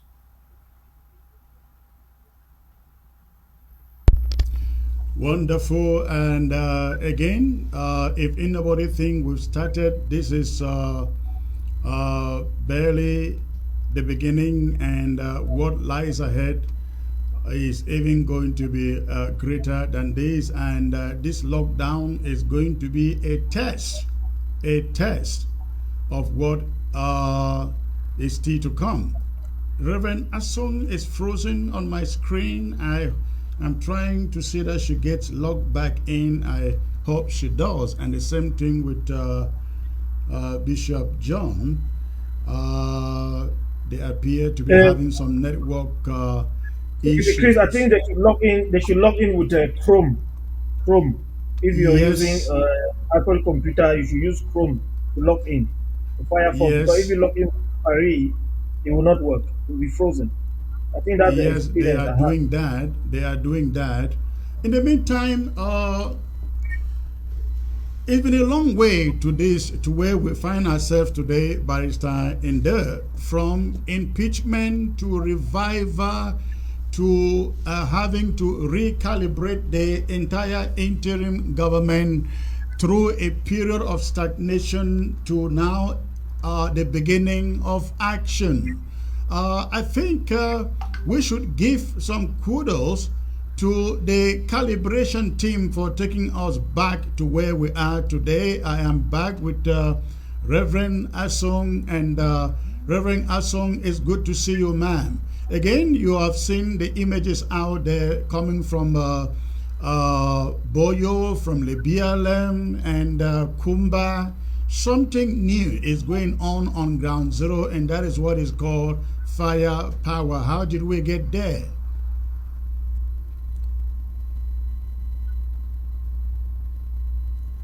It appears you are muted on your end. Oh, hold on. You are not muted. You are not muted, please. Hold on there. Let's see. I think it is from here. Go on, please. You are okay. All right. Thank you very much, Dr. Chris, for having me on this platform. Greetings to all Amazonians. God bless you wherever you are. The game is changing in the days ahead. I think this is just the beginning of what is ahead of us in subsequent days. The boys were tired and frustrated of diasporas and their politics, and we have reached out to them to encourage them as mothers, to give them assurance and confidence that we feel their pains and we want them to come out of the bushes. And our operation is clean the house and make sure that anything that will public is being brought down. We have told them that there is no more time for fooling around. The time of romancing with your enemies is over. This is time for real business so that they too can come out of the forest and stay with their wives and their children and enjoy life like God created them to enjoy life. That's exactly why you see what is happening in all the counties.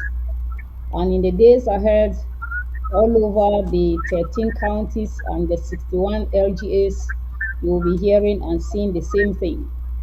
We don't care if some people try to steal our effort. All we want is to change the game on the ground. For those that have eyes will see, those that have ears will see. We don't just talk, but we act. And I can assure Amazonians who will try to be stubborn that I don't have any mercy for anybody that is trying to stop me from having my independence. I must have this independence by fire, by force. So anybody trying to distract or derail this revolution, you should be ready to face the consequences in the days ahead. And I want to assure Amazonians that the lockdown from Monday, the 16th to the 20th, is going to go along with fasting and prayers. And we mean fasting and prayers because the Bible says if God is with you, no man can be against you. This revolution is ordained by God, and no matter how many fake pastors come around to try to derail this revolution, we will make them understand that when God says yes, no man can say no. It can only delay, but it can never be stopped. You can see the preparation we have in Sako. We have the same preparation in all the 13 counties. We are not joking, we mean real business. ANSC, congratulations for your efforts. DSS, congratulations for all your efforts. And we want to congratulate all our fighters on the ground. I caught you all cafe and I say 21 gun salute for all the efforts and the commitment and your devotiousness to make sure we free homeland. That is the spirit. We have reached out to all the fighters that gave up this revolution because of one way or the other. And all of them are very anxious and ready to come back on board. I want to plead with all Amazonians. All we need is your financial support. You heard from the general himself. Another attack took place in Kimbi. I think that village in Boyo is called Kimbi. There was another attack that happened, I think, last night. We are not going to relent and we are going to cross over. We are sick and tired of doing defense. It's time for offensive attack. And since the international community are romancing with La Republique, while La Republique continues to kill our brothers and sisters and our children, that maybe God sent them into this world to become ministers, La Republique has cut their life short. We are not going to tolerate that anymore. We've had enough of it, and it's time for payback. Operation Clean the House is what we are going to do. A word to a wise is sufficient. I cannot emphasize enough. I hear some people are out there sharing audios that I said they should make sure they bring anything colonial in La Republique, in Sako. I mean what I said. I'm not chewing my words. We are going to bring down anything that looks like La Republique in Amazonia. And we're going to cross over to your territory if you don't stop crossing over to our territory to invade our land and inflict pains on our families. We are going to give you a little bit of the pains you are giving to our people. You will feel the same pains in your territory in the days ahead. We can assure you that that is going to happen pretty soon. We mean business and we mean it as we say it. Thank you, Secretary Chris. The firepower is going to continue even after the lockdown. 5 days lockdown in Amazonia. 5 days prayer and fasting is going to be possess your possession. We are going to take our land that was covenanted with God, with our forefather. And the invader came and invaded the land. We are going to chase them out, whether they like it or not. We're going to use the sword of God to chase you all out, and we will inflict the pains you have inflicted on us for 5 years. Women are having babies in the bushes because of invaders. Women are having babies in the bushes because of blacklegs and infiltrators. We're not going to take it anymore. If you don't like it, you can relocate. But the days ahead are not guaranteed. I can assure you that. Anybody that will violate this ghost town, we will pick you even after the ghost town. We don't care. So you are warned before time. Thank you very much, Secretary Chris. Now, And God bless you. Now, you talk about the ANSC, and there is another audio out there, put out there by Sako, talking about the ANSC. How many ANSC do we have? Well, thank you, Secretary Chris. You know, Sako mission in this revolution was to frustrate Amazonians and derail Amazonians.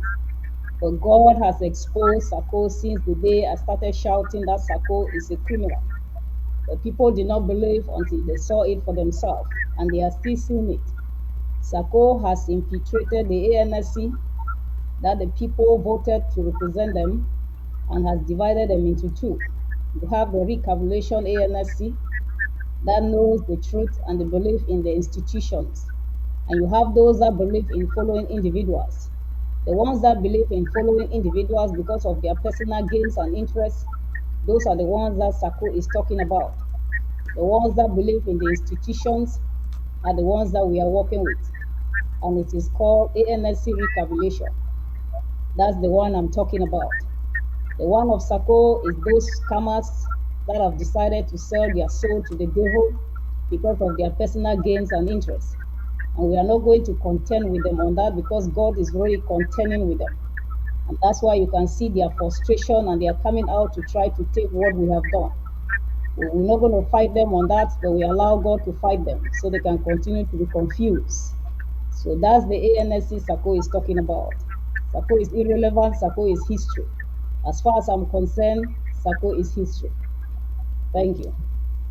I have received quite a number of messages from Ground Zero talking about confusion about the dates for the national lockdown. I know we have announced Monday the 16th through the 20th, and Sako is announcing or usurping himself with the 19th and the 20th. What do you make of these conflicting messages? What would you want Ground Zero as the Defense Secretary of Amazonia to know?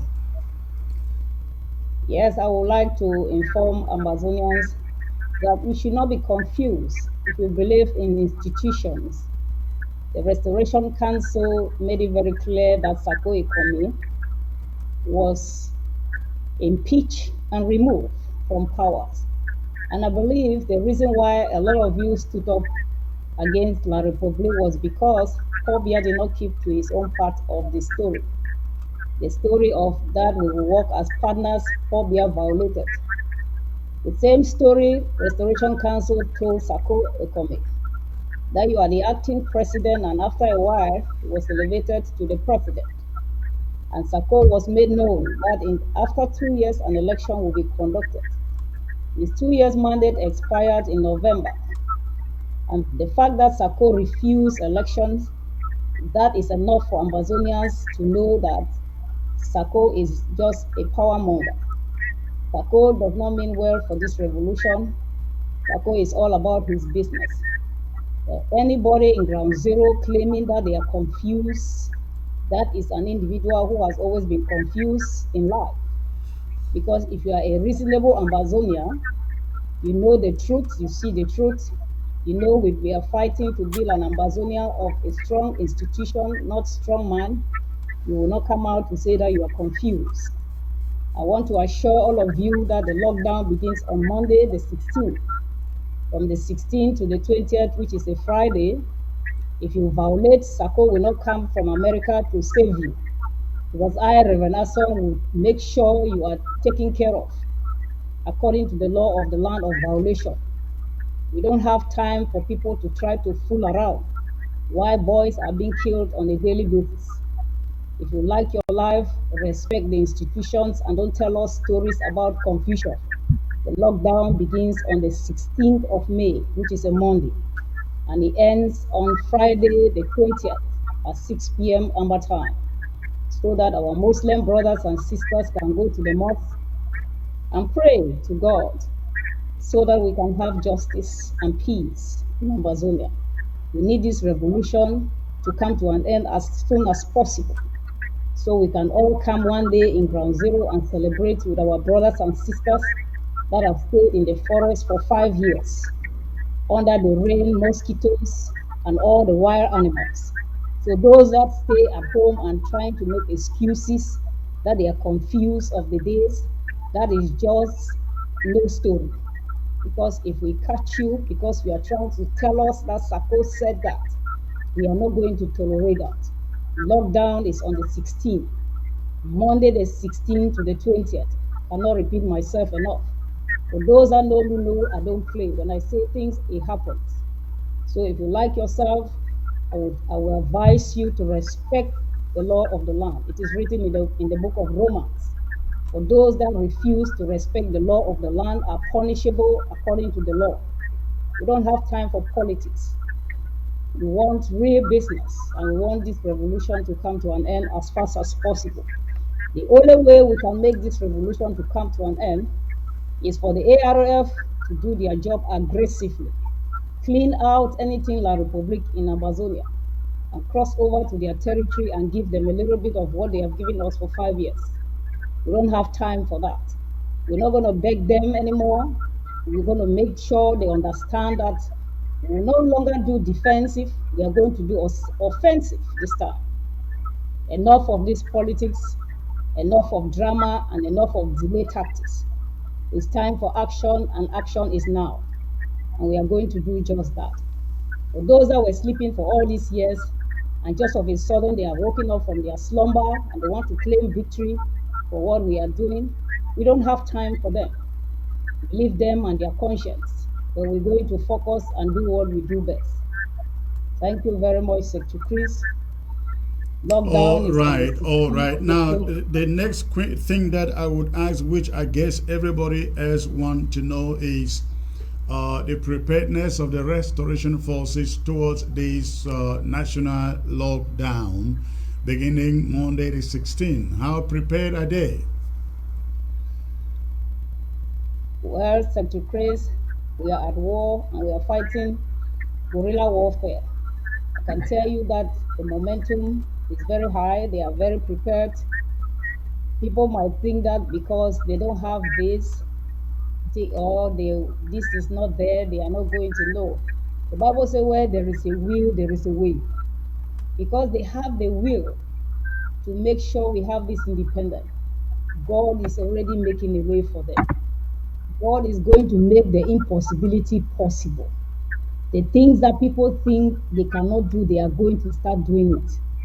Because we have the authority from heaven above, and it's going to manifest in the physical. The Republic can send all the armor cars and the jeep in Amazonia. We are going to use what we know best to bring it down to nothing, including their properties. We're going to bring it down.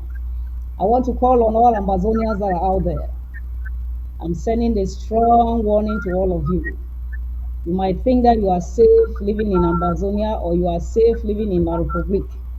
The days ahead are not guaranteed even in La Republic. I will assure you that the best thing you can do is to help to facilitate this revolution. If you have a neighbor around you who is a Francophone and is smiling with you, do not trust them, because they are the one leaking information and they are coming to kill our brothers and sisters in Amazonia. The best thing you can do is to do self-defense and facilitate this revolution. For those that are good in criticizing in everything that we do, we don't have time for all of you, but we can assure you, you are criticizing because the rain has not fallen in your door. The day we get to your yards, you will understand what others are feeling. So whoever is trying to set confusion on ground zero, we are ready for you. We will pick you one after the other. We don't have time to fool around. The days of romancing and talking is over. You can see what happened in Meme. You see what happened in Lebialem. You see what happened in Boyo. You see what happened in Nezam and Momo. It's going to continue even after the lockdown. We're going to march fire until La Republic is ready to come to the dialogue table. We are not going to surrender anytime soon. Some people think we are going to give up, think twice, because we are going to change the game on the ground. We are getting there slowly but surely. Get yourself prepared, commit your life to God. Whatever you have done to kill your neighbor, if you were the one that facilitated for the death of these fighters, it's time for you to reconcile with God.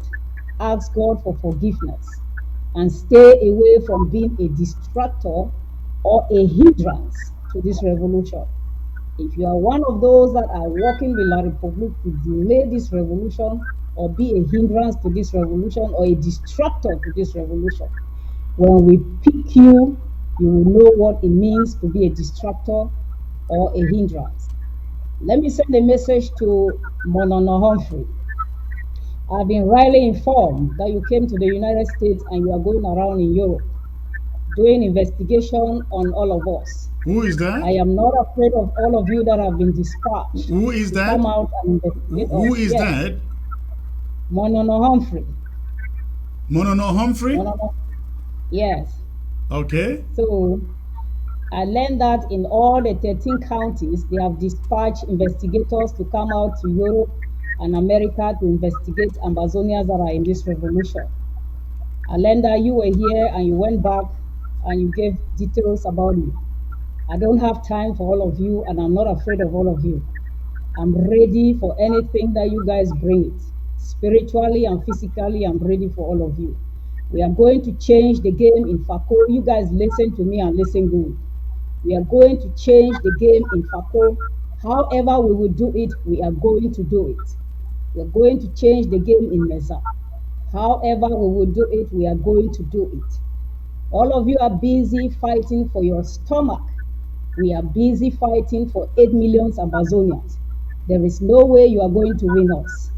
God is going to put all of you to shame. Whatever you are doing now is just going to be temporal. Whatever we are doing now is permanent. So we will excel. No matter your games that you try to play, the audios you guys send out that I was sending, talking to somebody, is just a prize play, because that's just the beginning. It will happen. I can assure you people. Talking It about will happen. an audio, Sako put out an audio, essentially trying to let Ground Zero believe that it's punishment for the interim government to declare a 5 days lockdown. And I just said, I don't know whether you were listening to me. This is a man whom for 4 years, I don't remember a year ever going by without him declaring a 5 days or 2 weeks lockdown. And now he comes here and wants people to believe that because it is not him, 5-day lockdown is now a punishment. What is your take on that?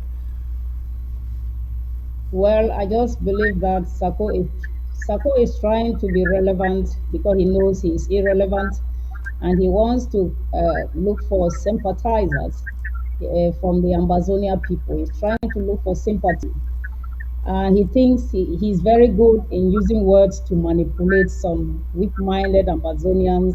So when he comes out to make such a confusing statement, I don't know if he thinks or the Spirit of the Lord has really frustrated him that much that he doesn't even think before he says things. He doesn't reflect before he says things. So sometimes I just tell people that God is dealing with Sako the way he dealt with Saul in the Bible. You know, when God gave Saul to lead the people, and Saul thought that he has gained the momentum and the trust of the people, Saul started doing treacherous things. And when the people rose up against Saul, the mantle left Saul, and Saul was all over the place. That's exactly what is happening with Sako now. Sako is all over the place. He's busy making from one audio to the other, having meetings to meet, from meetings to meetings. When he was there, people needed him. He claimed he was very busy. But now that he has been removed, he is not busy. He's available now 24/7, having meetings of confusion. He has set confusion among the fighters in Gokutunja. I got that report 2 days ago. Right. But I just tried to calm down the fighters. I told them, calm down and give me the numbers of those that Sako is trying to frustrate them. I'm going to talk to them and talk some sense into their brains. And if they don't listen, whatever visit them, they will just accept it as fate. Because Sako is not going to protect you when God knows that others are standing for the truth and you are standing for your personal gains. When the enemies set you, the enemies will easily pick you because you're trying to defend your interests, not the interests of the people. That's just the simple truth about this whole revolution.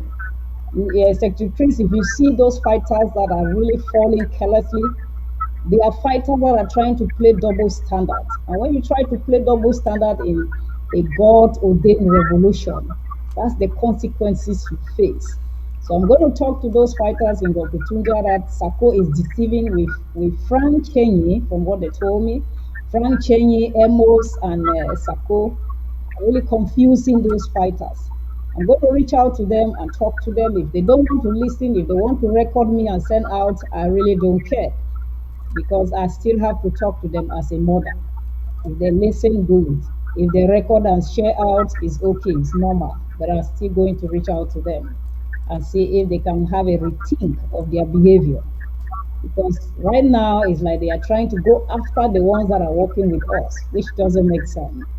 Yeah, I have listened So to the audios they put out there after Field Marshal of Ambazonia came out with an endorsement of Iya Marianta's interim government and the all-win Karga, including the surrogates out there in the social media.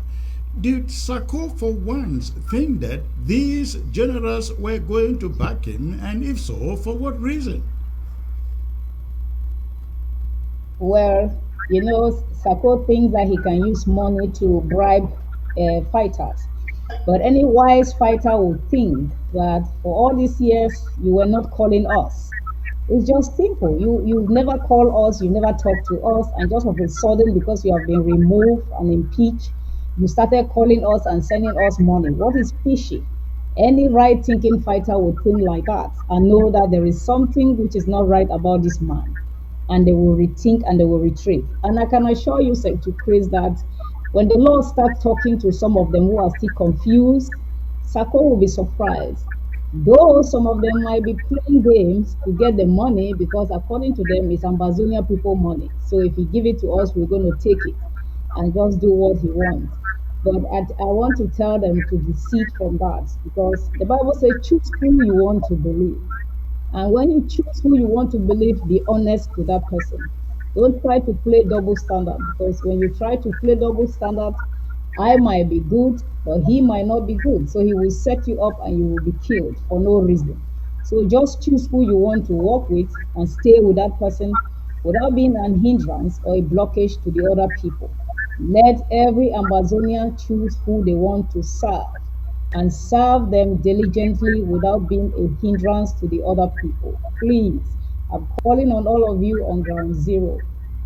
Do not fight your brothers and sisters because of diaspora, confusion, and politics. Stay focused and believe on loyalty, believe on the institutions of Ambazonia. That's the only way those of you in the forest will be recognized when you come out. If you believe in the politics in Ambazonia or those in diaspora, it means even after the independence, they will not recognize some of you because a lot of them will come with their degrees and certificates and they will want to claim that you who was fighting have no document, you have no education. So if you start trusting and believing those kind of people, they will suppress you even when you get to Ambazonia. But if you believe in the institution, that institution means every Ambazonia will be recognized.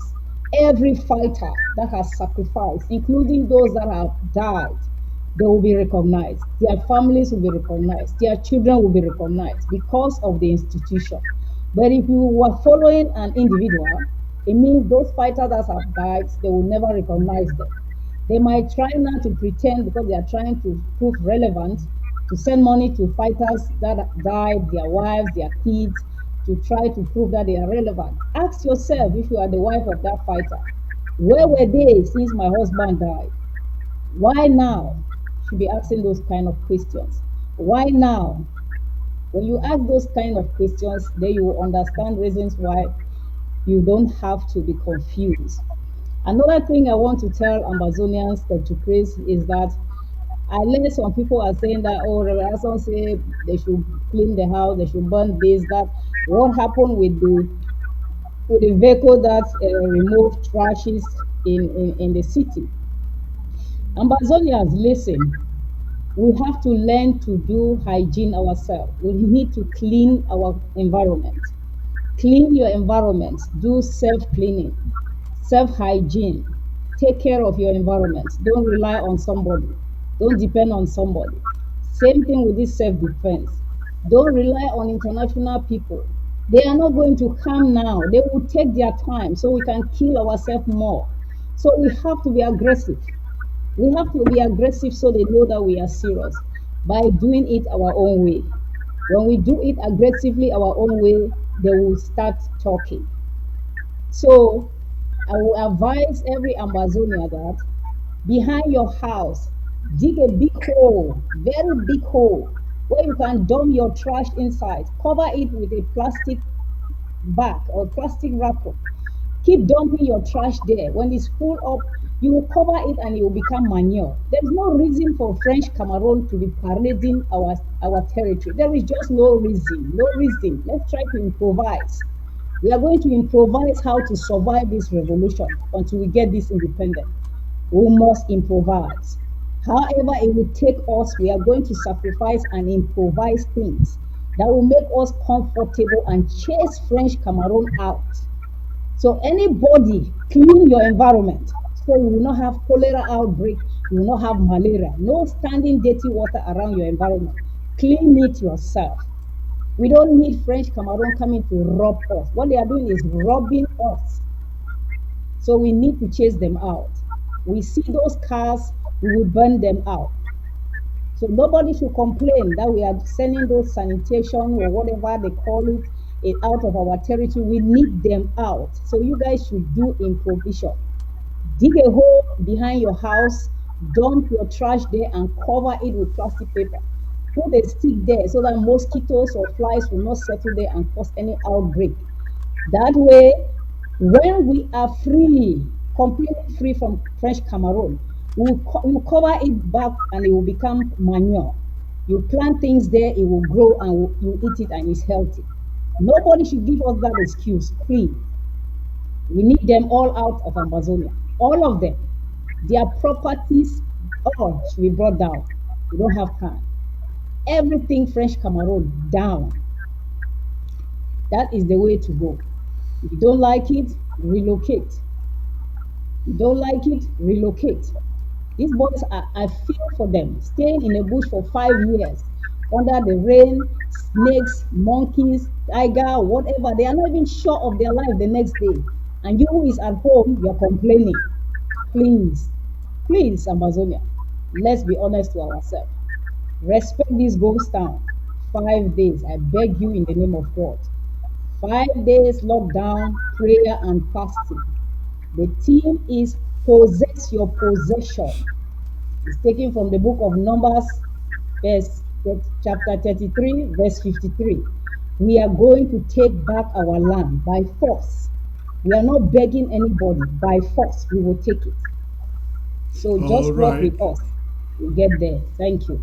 All right. Let's hope that Ground Zero has gotten the message and they are ready for lockdown beginning Monday, the 16th. But let me get back to Baristande and Oliver and let them give us. I was asking the question before Reverend Asung returned about how far that this interim government led by Iya Marietta has gone from taking over from the impeached, removed president to recalibrating within a space of virtually a dead ground zero to where we find ourselves today, seeing action returning on the ground and continuing in the days ahead. Should we not call this great progress?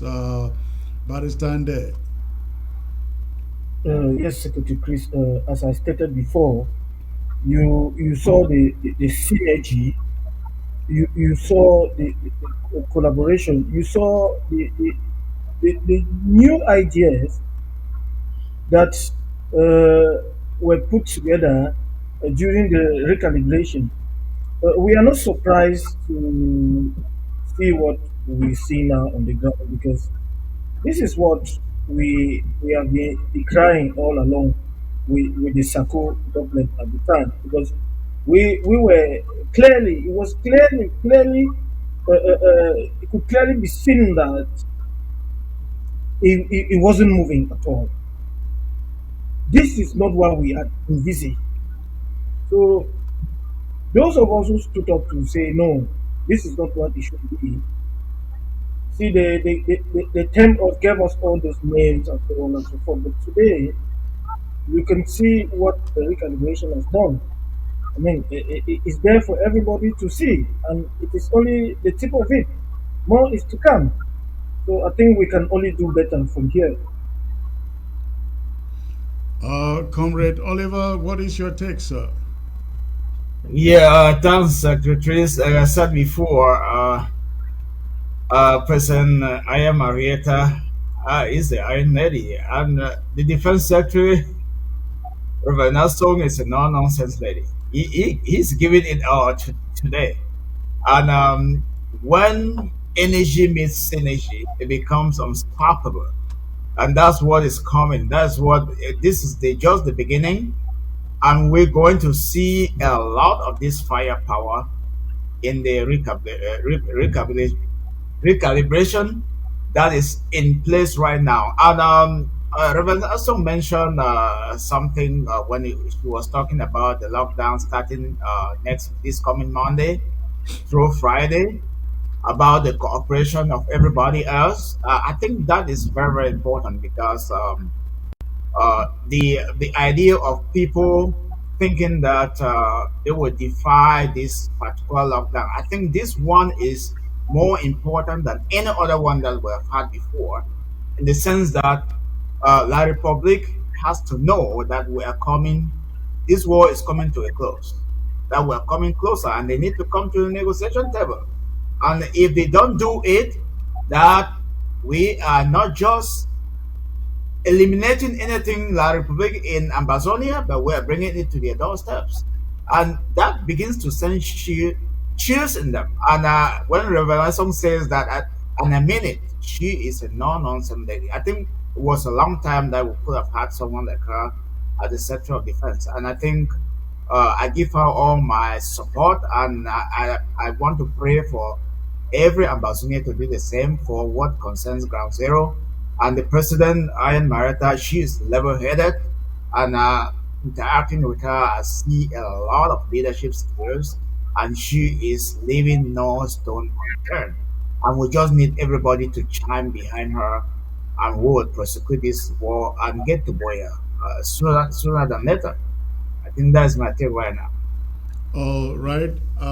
Thank you, ladies and gentlemen. If you have time, just stay put in there. I am going to open the phone lines to receive a few phone calls from Ground Zero and the diaspora to find out what they are thinking. Ladies and gentlemen, the phone lines are open. The regular number is open. Go ahead, make your call if you have any contribution to make. If you have any contribution to make, ladies and gentlemen. All right, and let's see if we can get the phone number on your screen. Let's see.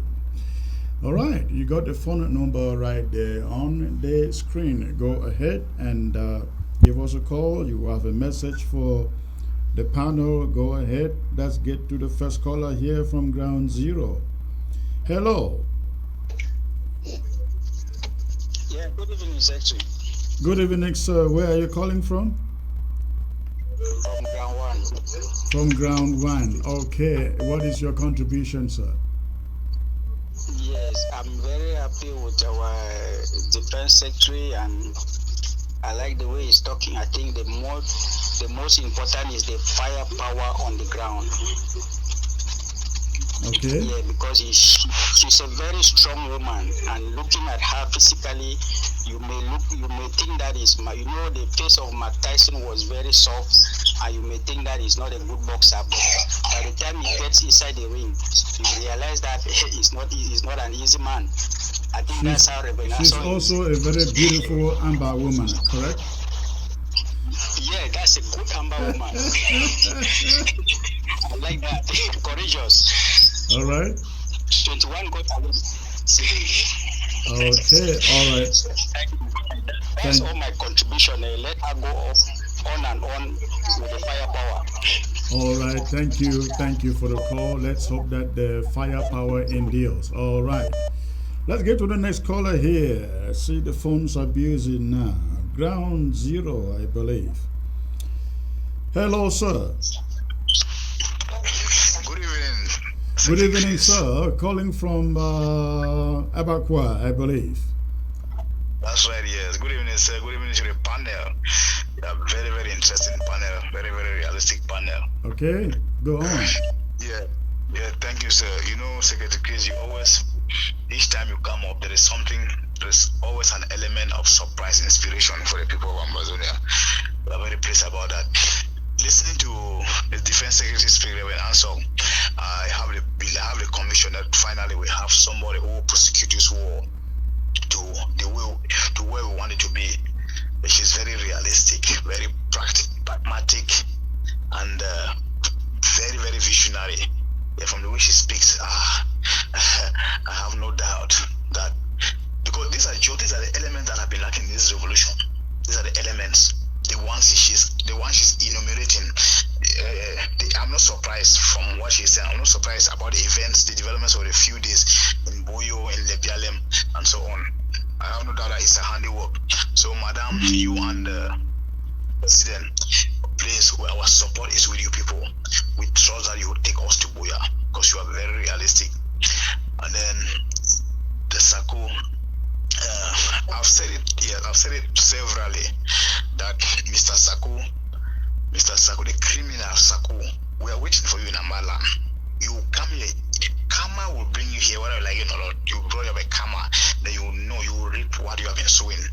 Can you tell us about the preparedness on ground zero, precisely about where you are for the lockdown, please? Yeah, relevant question.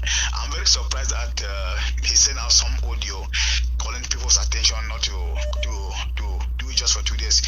So far, everybody is prepared for the 5-day lockdown here in Bamenda, where I am. Everybody is prepared for the 5 days lockdown. So I'm very surprised to hear that nonsense from him, because more and more people are coming to the recognition that Amazonia, the greatest error in this revolution was to have that criminal as president. Can you, as president?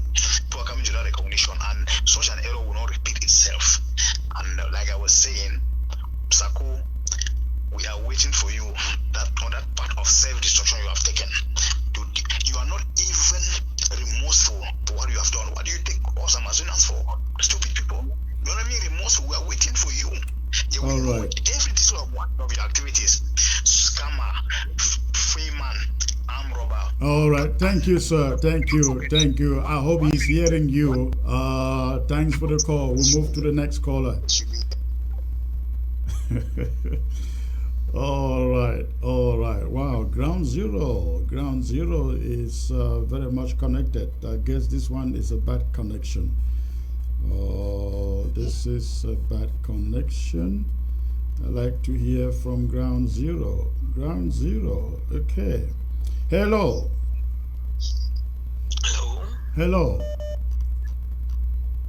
Secretary Chris. Hello, sir. Good evening. Good evening, Secretary Chris. I'm calling from Abagua. All right. Tell me, how are preparations for lockdown going on in Abagua from your perspective? 100%. Everybody's aware of the lockdown and everybody's preparing against it. So it is not anything. In fact, the people are, they are very elated with the new leadership. And in fact, what I can see in Reverend Asong's face shows that we have had somebody who can execute this work. We are so grateful about her. Wonderful. Now, they know that the lockdown is starting on Monday, correct? Very, very clear. There is no doubt about that. Wonderful. Now, this is very important. If you are watching from Ground Zero, I'd like you to know some other so-called TV channels will come up and want you to believe that lockdown starts on the 19th. Please, again, unless... Hold on, please. Hold on. Unless I come back to you with a different message, do not want to accept any other message that does not announce lockdown beginning on Monday. Again, unless I come back to you changing that, no other messenger should tell you that lockdown starts on any different day. Lockdown starts only on Monday. Yes, sir, go on. Yeah, I just want to congratulate you people for the great job you are doing, and we want to assure you that Ground Zero is totally behind you people. Thank God for the new leadership, especially our two strong ladies, the President and the Secretary for Defense. We are grateful for God having given them to us, and we just pray that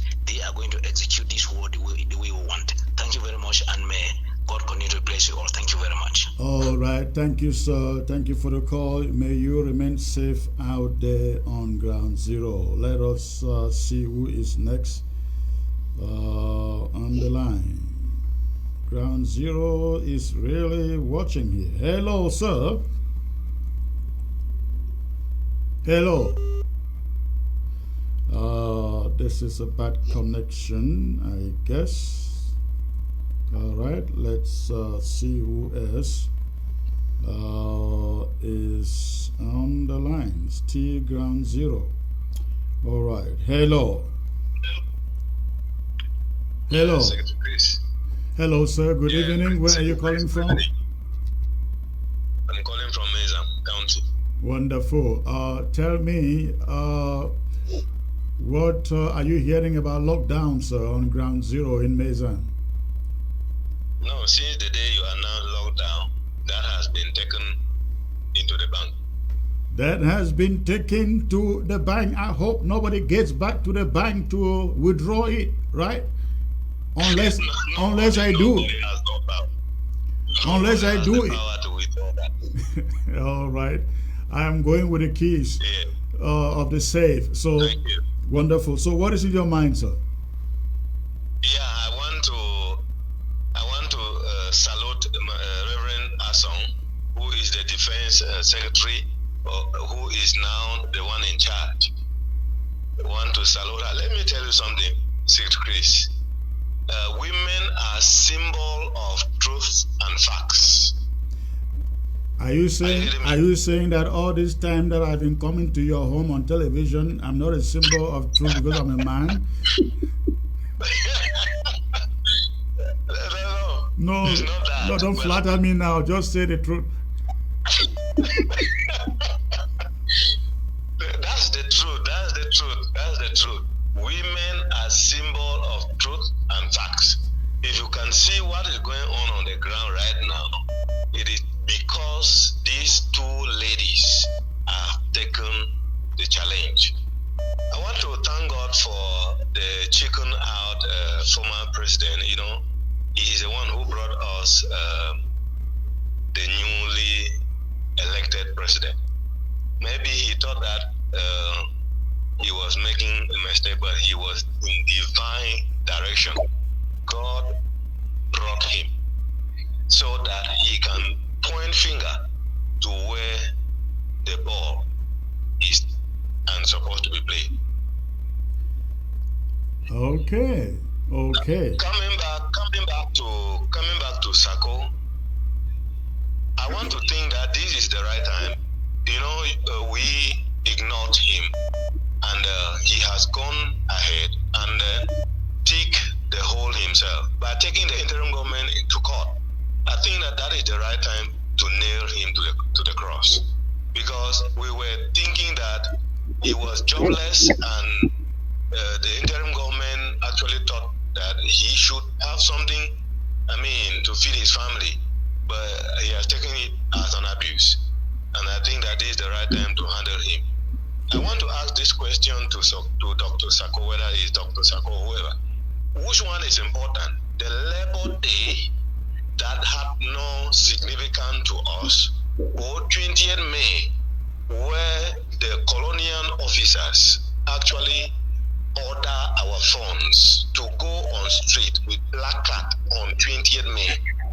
Which one is important? The Labor Day that had no significance, or that 20th May where our colonial officers, or whether our colonial government, La Republique, colonial officers actually order our funds to go on street with placard? Which one is important? Let him answer this question, so then we can know that he's somebody. All right. Thank you, sir, for the call. You have a great night and remain safe. God bless you, sir. Thank you. Let's move on and see who next is calling. The lines are open, ladies and gentlemen. Go ahead. If you call and you can't get through, keep on calling. If you call and you can't get through, keep on calling. Hello.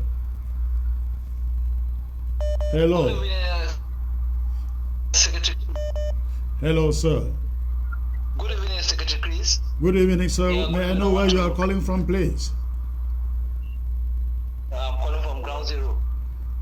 Where precisely on ground zero? I'm calling from Boya. Wonderful. Tell me, how are the preparations going on for lockdown in Boya? Where everybody is preparing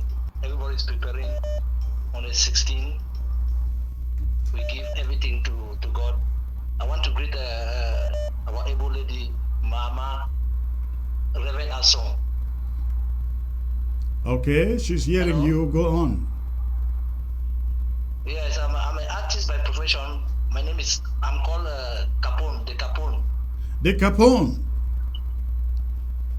Yes, sir. And what does that mean? Can I just give you the taste of the music? Unfortunately, the time is a problem. Maybe if you have a video and send to me, I can actually play on TV one of these days.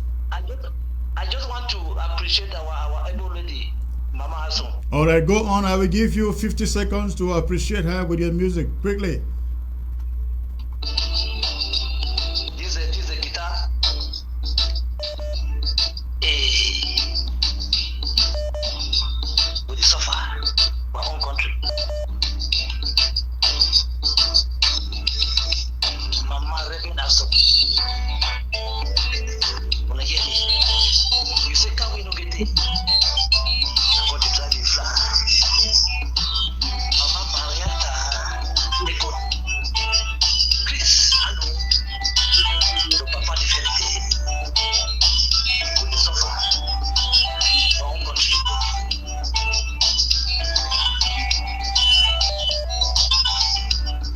All right. Thank you. I hope that you can put it on video and forward a link to me, and I will get it on TV. Okay.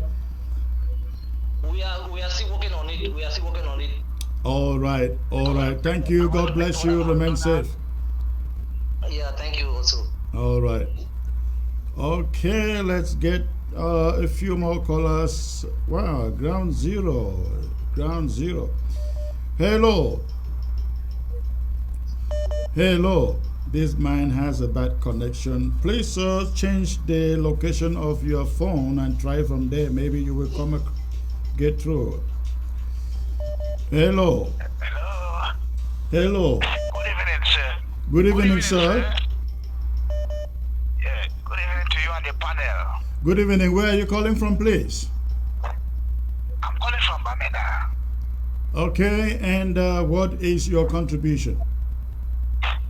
Yes, a message to Mr. Sako, to Fame and Sako. You are wasting your time, Bamenda, and in fact, the whole of Ambazonia are praising up to observe the 5-day lockdown. You armed robber, you and the other armed robber commando. Secretary, you know that he has a clique. Among the clique, one of his greatest lieutenants is a certain Pastor Commando. Those are criminals. He was in Brazil with him. So tell them that they are wasting their time. They have been vomited. Absolutely. Congratulations to those. Yes, congratulations to our two ladies, Reverend Asong and President Ian Mairande. Although the Defense Secretary has not told us. Last time she said they were going to arrest Francophones to use it as a bargaining chip against those boys that have been just like men that were arrested. I don't know how far she has gone with that, but I must congratulate her for the exploits of recent in Oyo, Lebialem, and in other parts of Amazonia. I'm very elated, particularly with what is happening in Sako, with the resurgence of firepower in Sako. So I'm not taking much time. Thank you very much. Thank you. Let me have her respond to your question, Reverend Asong. I guess you heard him, right? No, it was very firm. What did he say? He was asking that last time you promised whether you will arrest somebody. I couldn't get the name myself, but he was wondering whether the plans are still in line. If you didn't get it, no problem. Let's continue. Let's get to London. Hello.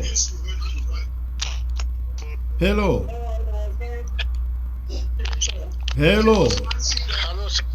Hello, Secretary Chris. Hello, good evening, sir. Calling from London, correct? That's correct. Okay, and what is in your mind, please? Yes, I just want to salute you guys in the panel, and then appreciate Reverend Assom, whom we have been working with in SCAF. She is actually. What is the name? What's your name? I think I know this name, right?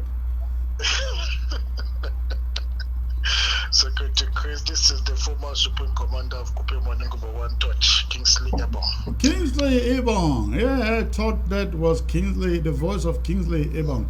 Good to hear your voice, sir. Thank you, sir. I really want to appreciate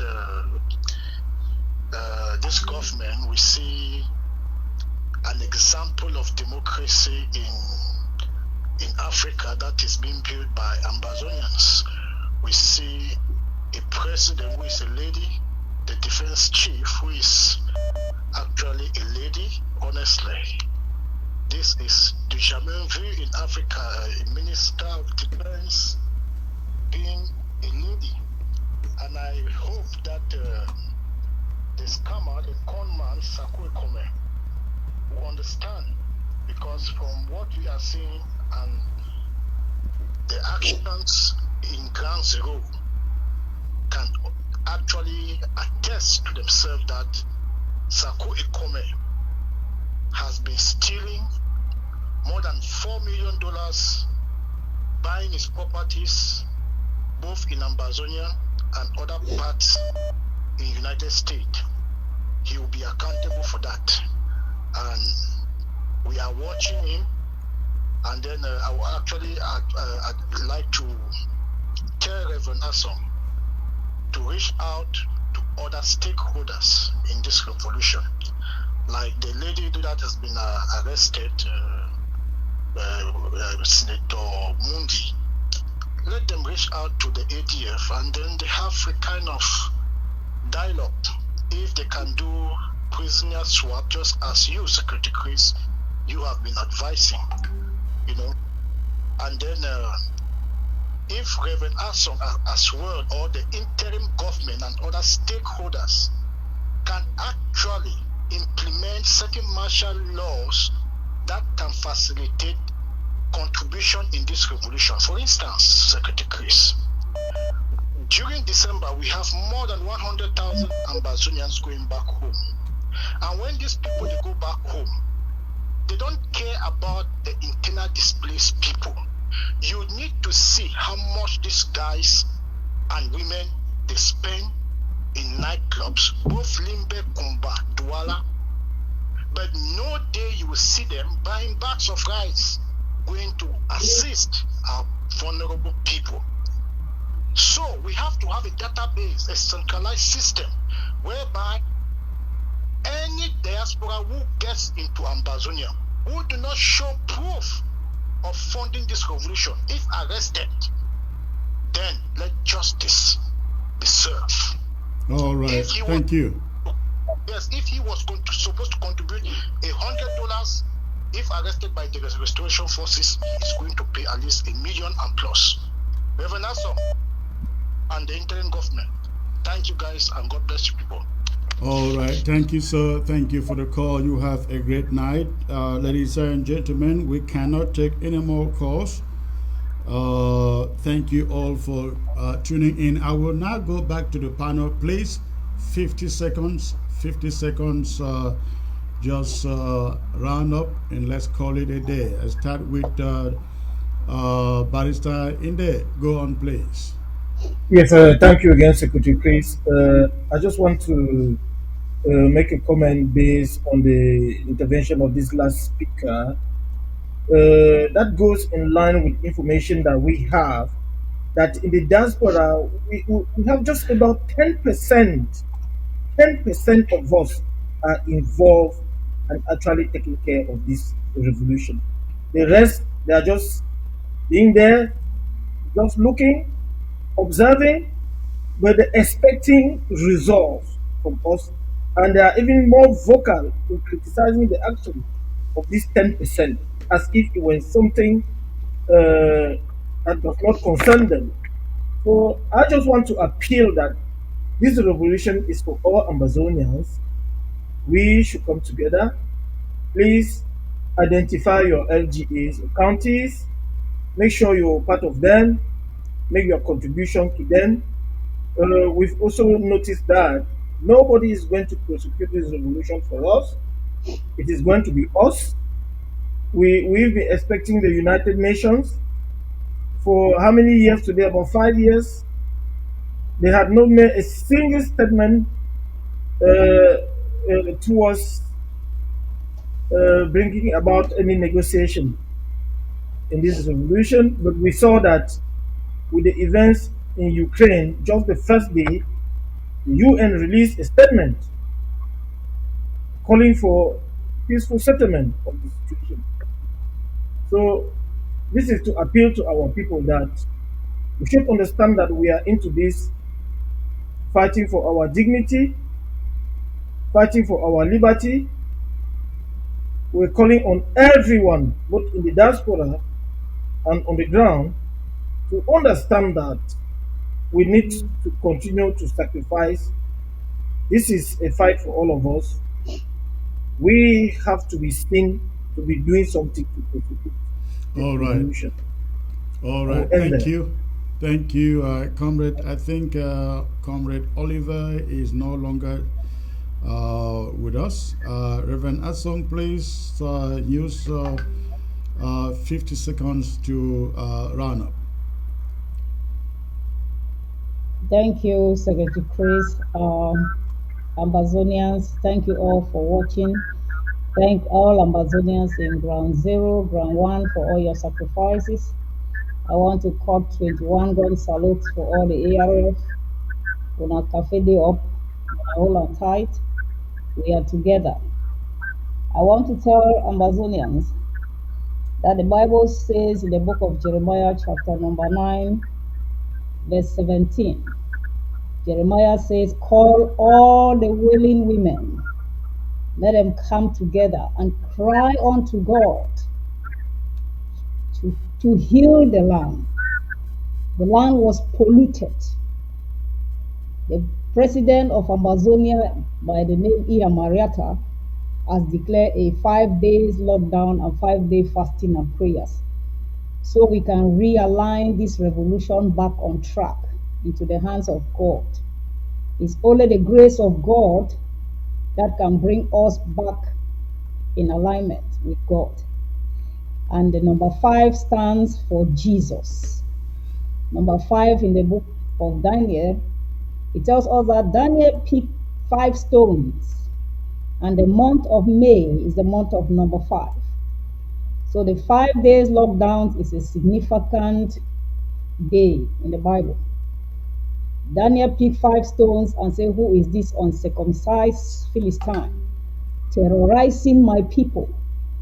We have chosen 5 days lockdown and 5-day fasting to challenge La République du Cameroon, that who is this uncircumcised French Cameroon terrorizing the children of Amazonia? We are going to pull them all down, whether they like it or not. If you look at the book of Esther, chapter 8, verse number 3 to 6, the Bible says Esther requested to his people. He said, defend yourself from murderers. And who are those murderers? La République du Cameroon and his colonial masters. They are murderers of Ambazonians' children.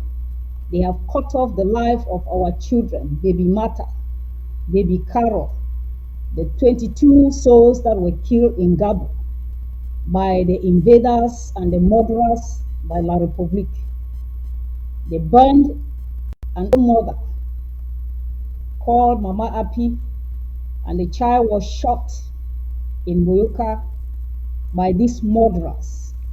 Anybody that would try to tell us to let go the pains that are in our heart for the killing of these children, all right, we are going to go after you aggressively.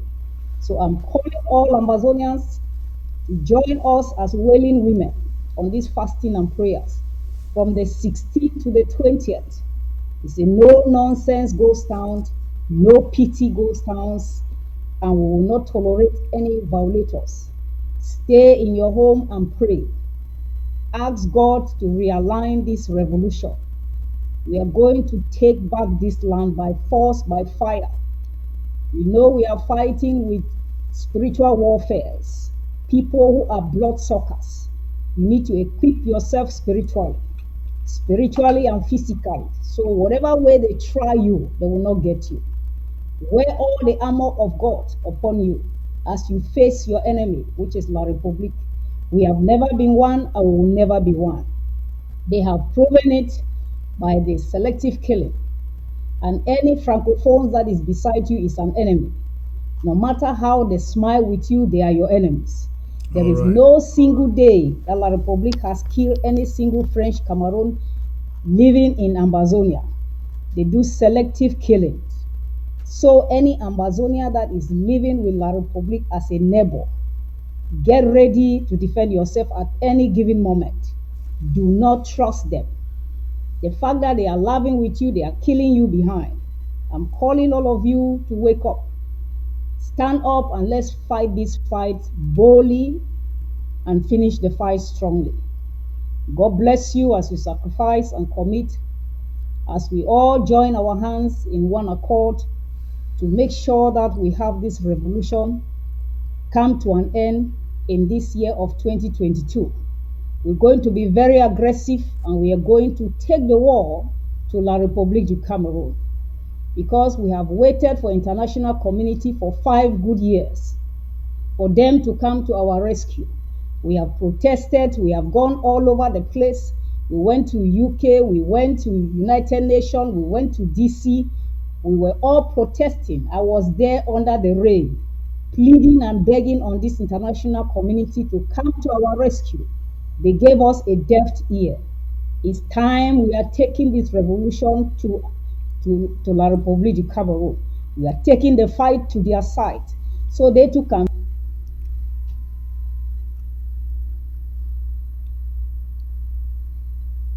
All right, ladies and gentlemen, I think we lost Reverend Asong there, gone frozen. Thank you for joining the broadcast today. I look forward to being back here on Friday. But before I go, I'd just like to bring you this announcement. On May the 20th and May the 22nd, we shall be conducting a live fundraiser here in the studios for ABS. We want to take ABS to the next level. But besides that, we have a very important announcement to bring to all of you in the diaspora. All of you in the diaspora, but that announcement can only come to you on May the 20th. So I look forward to coming back on the Friday with another exciting moment. Thank you for tuning in and for Ground Zero. Please, if you got the message already, sensitize every other one else.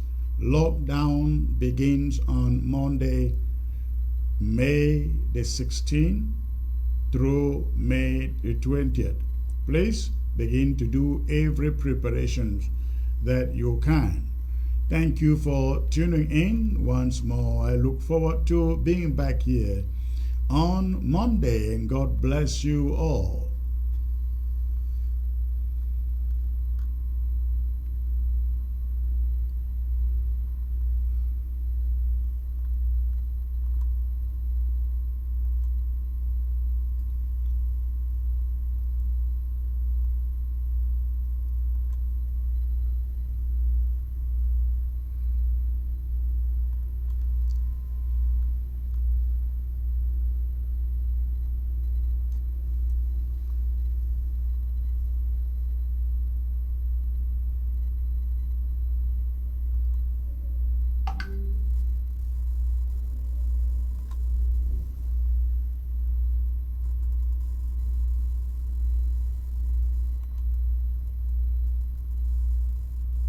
Think about the biggest nations in the world. Japan. You want to think of Japan. Don't think of anything in Japan. Just think of its brands. Toyota, Honda, Mitsubishi, Sony. You can go on and on. Think of South Korea, Kia, Hyundai. You can go on and on. Germany, Mercedes-Benz, Adidas, Opel, Volkswagen. You can go on and on. America, almost everyone in this room can name a US brand and we won't exhaust it. That is why they are the most powerful economy in the world. The intelligence is to understand that ideas can grow and that the human will can be the architect of that growth. But that we have to numb ourselves to the limitations that we see every day. Like she rightly said, we shouldn't think about what is going wrong in Nigeria. We should think about what is going on in Nigeria and what exactly we can do about that. Are we on the same page? So think borderless. Borderlessness is the ability of the human spirit from one spot to spot value anywhere in the world and to be able to create solution blueprints that connect to that value, attracting purchasing power and traction from anywhere in the world, meeting it in headquarters in Lagos or Abuja or in Tokyo or in Banjul or in Conakry or somewhere in Senegal. That is the way it works. Be borderless in your thinking. Now, if you now have the necessity to move your body in your borderlessness, so be it. But before your body moves, your ideas need to move. And that is an intangible thing. The CEO of Rolls-Royce said many years ago, the future will find less and less of developing, underdeveloped and developed nations. The future will find more and more of smarter and smartest nations, particularly those who can author their contents in digital format, especially. And so tech has come. The future is a technocracy. It's about people who create ideas, otherwise called technologies, and those who manage them. That is how the future is going to work. And so there's no business in the future. Let me tell you for free. There's no business in the future, and I'm a futurist. I've been doing this thing for over 20 years. There's no business in the future that will not be driven by technology. It doesn't matter what you do. This thing we are doing here in the future is luxury. To have the benefit of human contact in the future, it's going to be very expensive. The future of human contact is no contact at all. So that we have to pay a lot of money to have contact. Now, that will destroy us on many levels. It will alter our conditioning and our design on many levels, but that's our reality. On a bigger tip, I can explain why that is critical for another superior conversation, particularly if we want to bring the Antichrist into the picture. But the truth is, whether we like it or not, the future has less and less of human contact to guarantee the human function and human malfunction that will breed problems at a higher level that evil is coming to solve, so that there can be peace and peace and peace in the land and it can have its future. So let me land on two ideas. The first of all is, what will entrepreneurs do? What entrepreneurs will do is very simple. Embrace brain gain. The diaspora must understand its own responsibility. I am convinced by the Spirit of God and by facts and study that no nation in the world will grow without its diaspora. Diaspora has always been the blessing of nations. If you think about it, everybody you know in the Bible, from Joseph, diaspora, Isaac, diaspora, Abraham, diaspora, Ezra, Daniel, diaspora. Even the idea of Jesus coming down, diaspora, that God came down, diaspora. Jesus went to Egypt, diaspora, coming back home. Israel being formed in a day, diaspora. There is no nation that has grown without a collaboration and organization of its weighty diaspora. The brain drain that we'll experience has now been converted into a potential brain gain. And that gain must be understood by organizing to wake up the diaspora to its socio-economic and political destiny in the continent. The way that we work is that every year, about $48 billion is sent home in remittances. That $48 billion is so huge, it's the biggest income in the continent. But guess what is coming to solve? Welfare economics. The money for shoe, for house, for rents, and all of that. And we know that anybody living abroad sending money home is sending less than 5% of his income. About 95% is still sitting dark in his host country.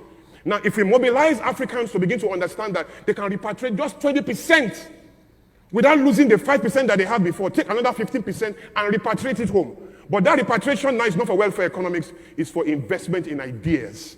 such that it's not just Americans who are investing in Florida Wave or in Jumia or in any of these countries. Africans can pull resources together and be the one funding the local ideas here. That is the association between local ideas and global relevance. The idea that we will pull funds in our brain gain and bring it home to fund ideas. So we need more incubators made by Africans for Africans, more accelerators made for Africans by Africans, intentionally searching for ideas, investing in ideas.